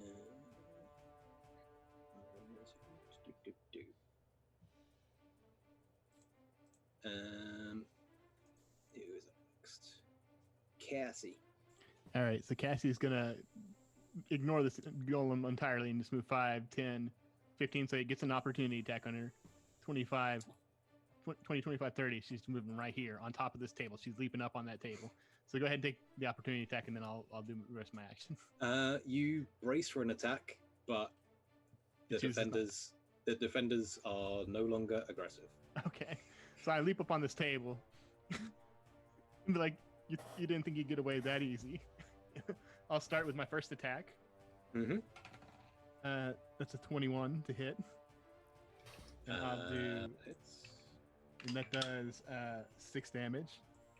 And then I'll use my bonus action attack with the back of my blade. Mm-hmm. It's a natural 20, but it's a D4 Oy damage. vey. So D4 damage. That is Woo! 2 Got it times all 2 up. is 4. And then for my final attack, I'm going to use the shove action to knock her down 10 feet with the strength. I'm going to be like lifting my boot, put it on her chest, and be like, "This is Sparta." And this is athletics, I think. So This is Vorpal. contested 21, or be shoved 10 feet back. I mean, she literally can't make that. So, yeah, especially not with a 7. Yeah, so, yeah. She falls into the hole, and then however deep that hole is, 1d6 per 10 feet. You don't hear her hit the bottom. That is a deep, deep hole. But a few seconds later, there is a burst of purple magical energy that roars out of the top of the grating at the top of the room. And then, for a moment, there is silence. I really thought she'd be harder to kill, but never mind. And that roll was with the inspirations, I think. Very nice. I mean, before you pushed her, she was on 5 hit points. So she was pretty much fucked anyway. Cool. I wanted to disappoint her. And you did. It was perfect. Yeah. I mean, you didn't get her cool magical armor, but never mind. Oh well. Excellent. So there is silence for a moment, and the crystal once again goes recalibrating. Warning. Iris disabled. Please engage emergency measures. And a little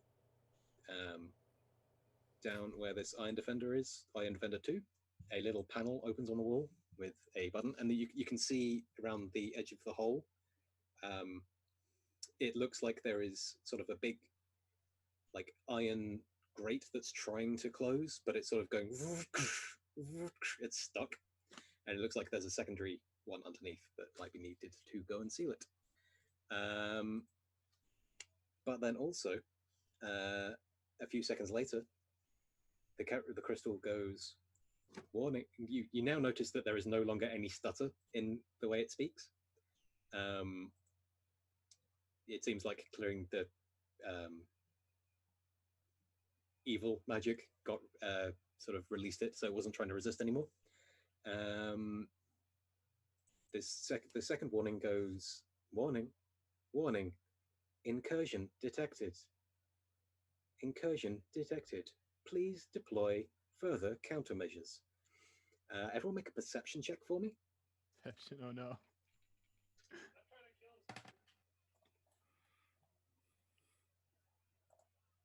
Wait, with advantage. Okay.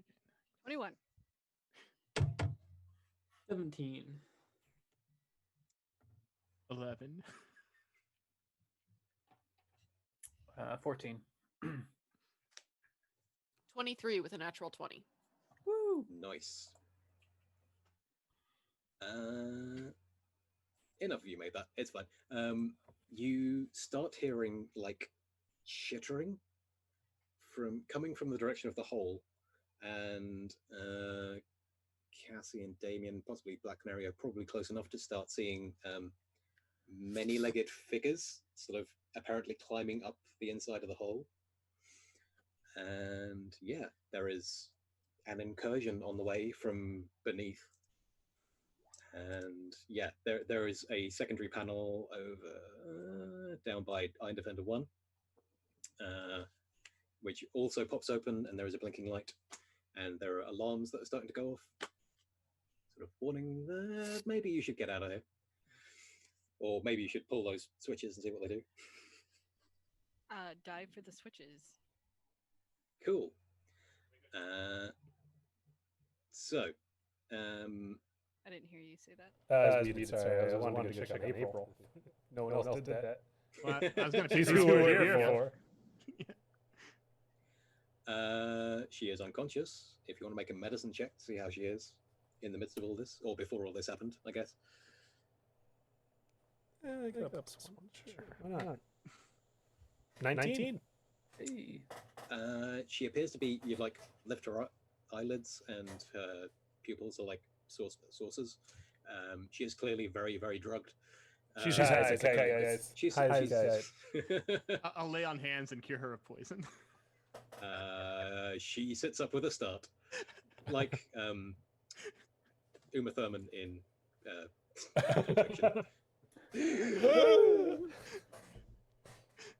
Come with me if you want to live. Cool.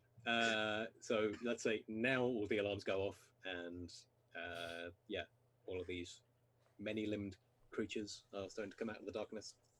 So it sounds like the grate's still trying to close? Yeah.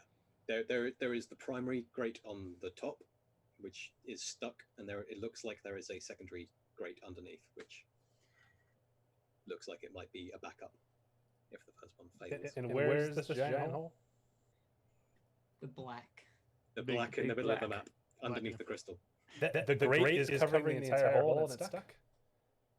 There is... It's like an iris. It's trying to close. Okay. Yeah. And it's been jammed, presumably by Avril at some point. Okay. I mean, Because I'm this... closer. Can I see where it's not This jammed? crystal was running hot. How to unjam it, I guess? Or see where it is? Down by Iron Defender, the crystal has told you that there is a fail-safe thing down by Iron Defender 2. All right, that's where I'm going to head then. Can't wait. Cool. So yeah, April is, presumably you help unstrap her from the table, and Yeah. she is staggering, but she can walk just about. Cool. If Decker pulls that switch, the crystal goes 60 seconds to deployment. Warning, incursion incoming. And like hundreds of spiders start crawling over the edge of the hole. I'm still just like holding the lever. Like, is this doing anything? Is this working? You said there was something else by Defender 1. At that point, I'm over here pulling whatever I can over here. Cool. Yeah, you pull that one, and the crystal goes deploying final failsafe in 15 seconds. Please reach green zones, all personnel. Please reach green zones, all personnel. Pick up April. We're gonna go towards the green zone. Come on, April. Cool. Oh, that's not me.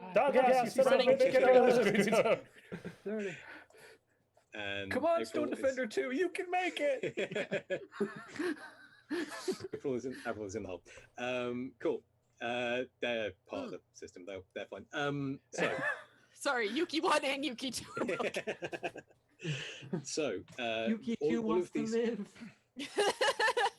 all of these hundreds and thousands of spiders start crawling over the edge of the, and then they're joined by giant spiders and deep gnomes riding some of these giant spiders, and there's ettercaps, and there's one or two driders in there as well. They're all sort of crowding up into the room.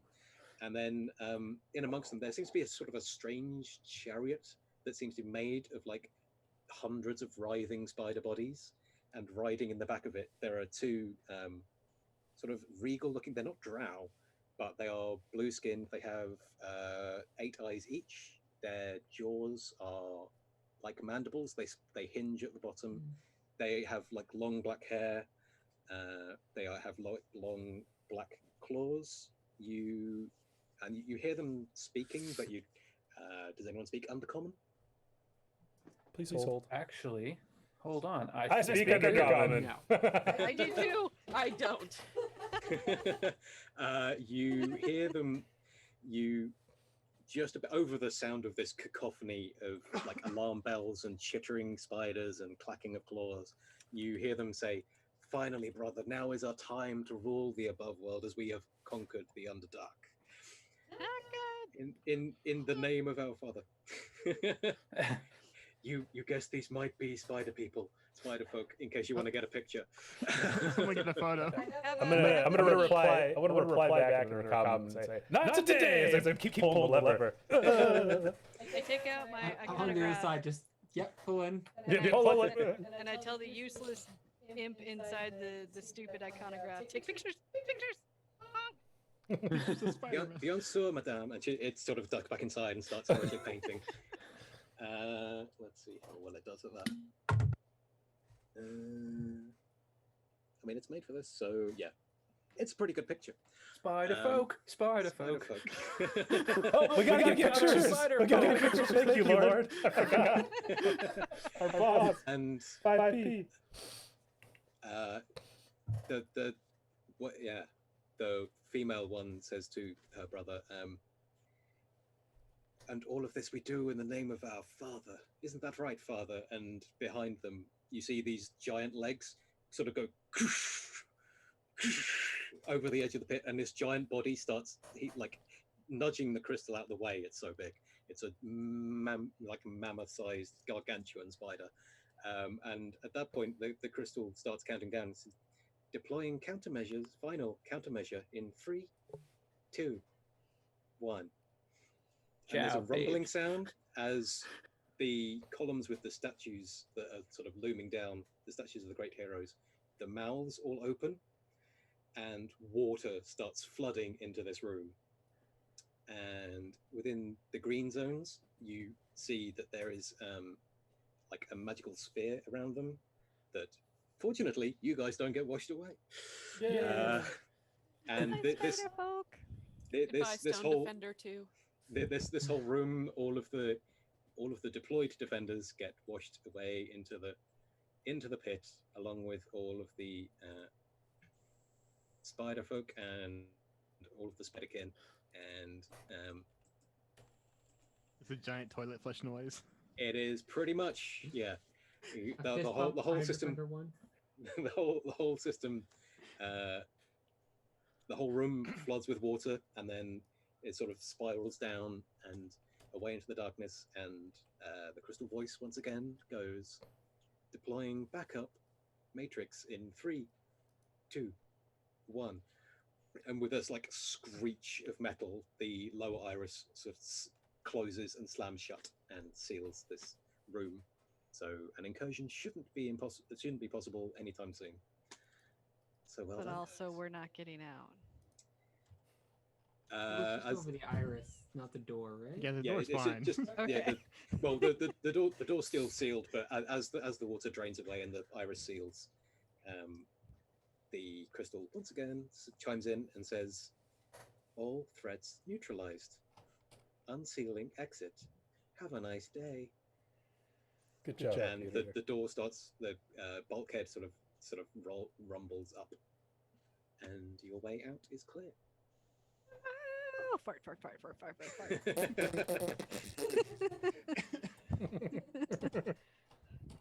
Okay, so you make your way back out into the station. You go upstairs and find that Trev somehow managed to get the door open. It looks like the lock's been busted. He's Good job, Trev. he spent most of the time that you're in there trying to kick this damn thing open because he is sitting outside with his bindle beside him, rubbing his shoulder. Like, you guys were quick. How was the party? Shame you missed it, kid. Cool. He guides you down to the docks, which is now like the common way for people to get to and from this island. It's sort of coming up to late afternoon, so you're catching one of the last ferries back. But yeah, you guide April back into town. Presumably take her either back to your offices or back to her hotel. It's up to you.